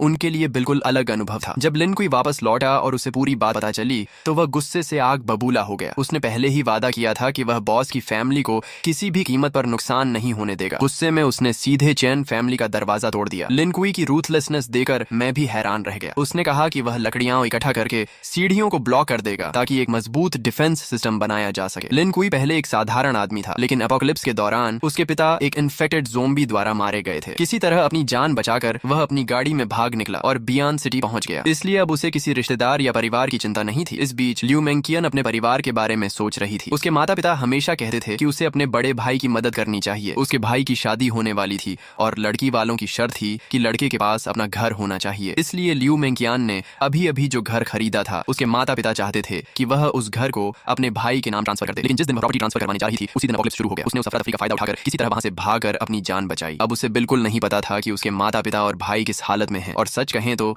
अब उसे इस बात की भी ज्यादा परवाह नहीं थी कि वे जीवित हैं या मर चुके हैं। तो भाई लोग, फिलहाल इस स्टोरी के आगे के पार्ट्स अभी तक नहीं आए हैं। जैसे ही आगे के न्यू पार्ट्स आएंगे मैं उन्हें इसी चैनल पर अपलोड कर दूंगा। अगर आपको ये स्टोरी पसंद आई हो तो वीडियो को लाइक कर दो, चैनल को सब्सक्राइब कर लो और बेल आइकॉन ऑन कर लो ताकि अगला पार्ट आते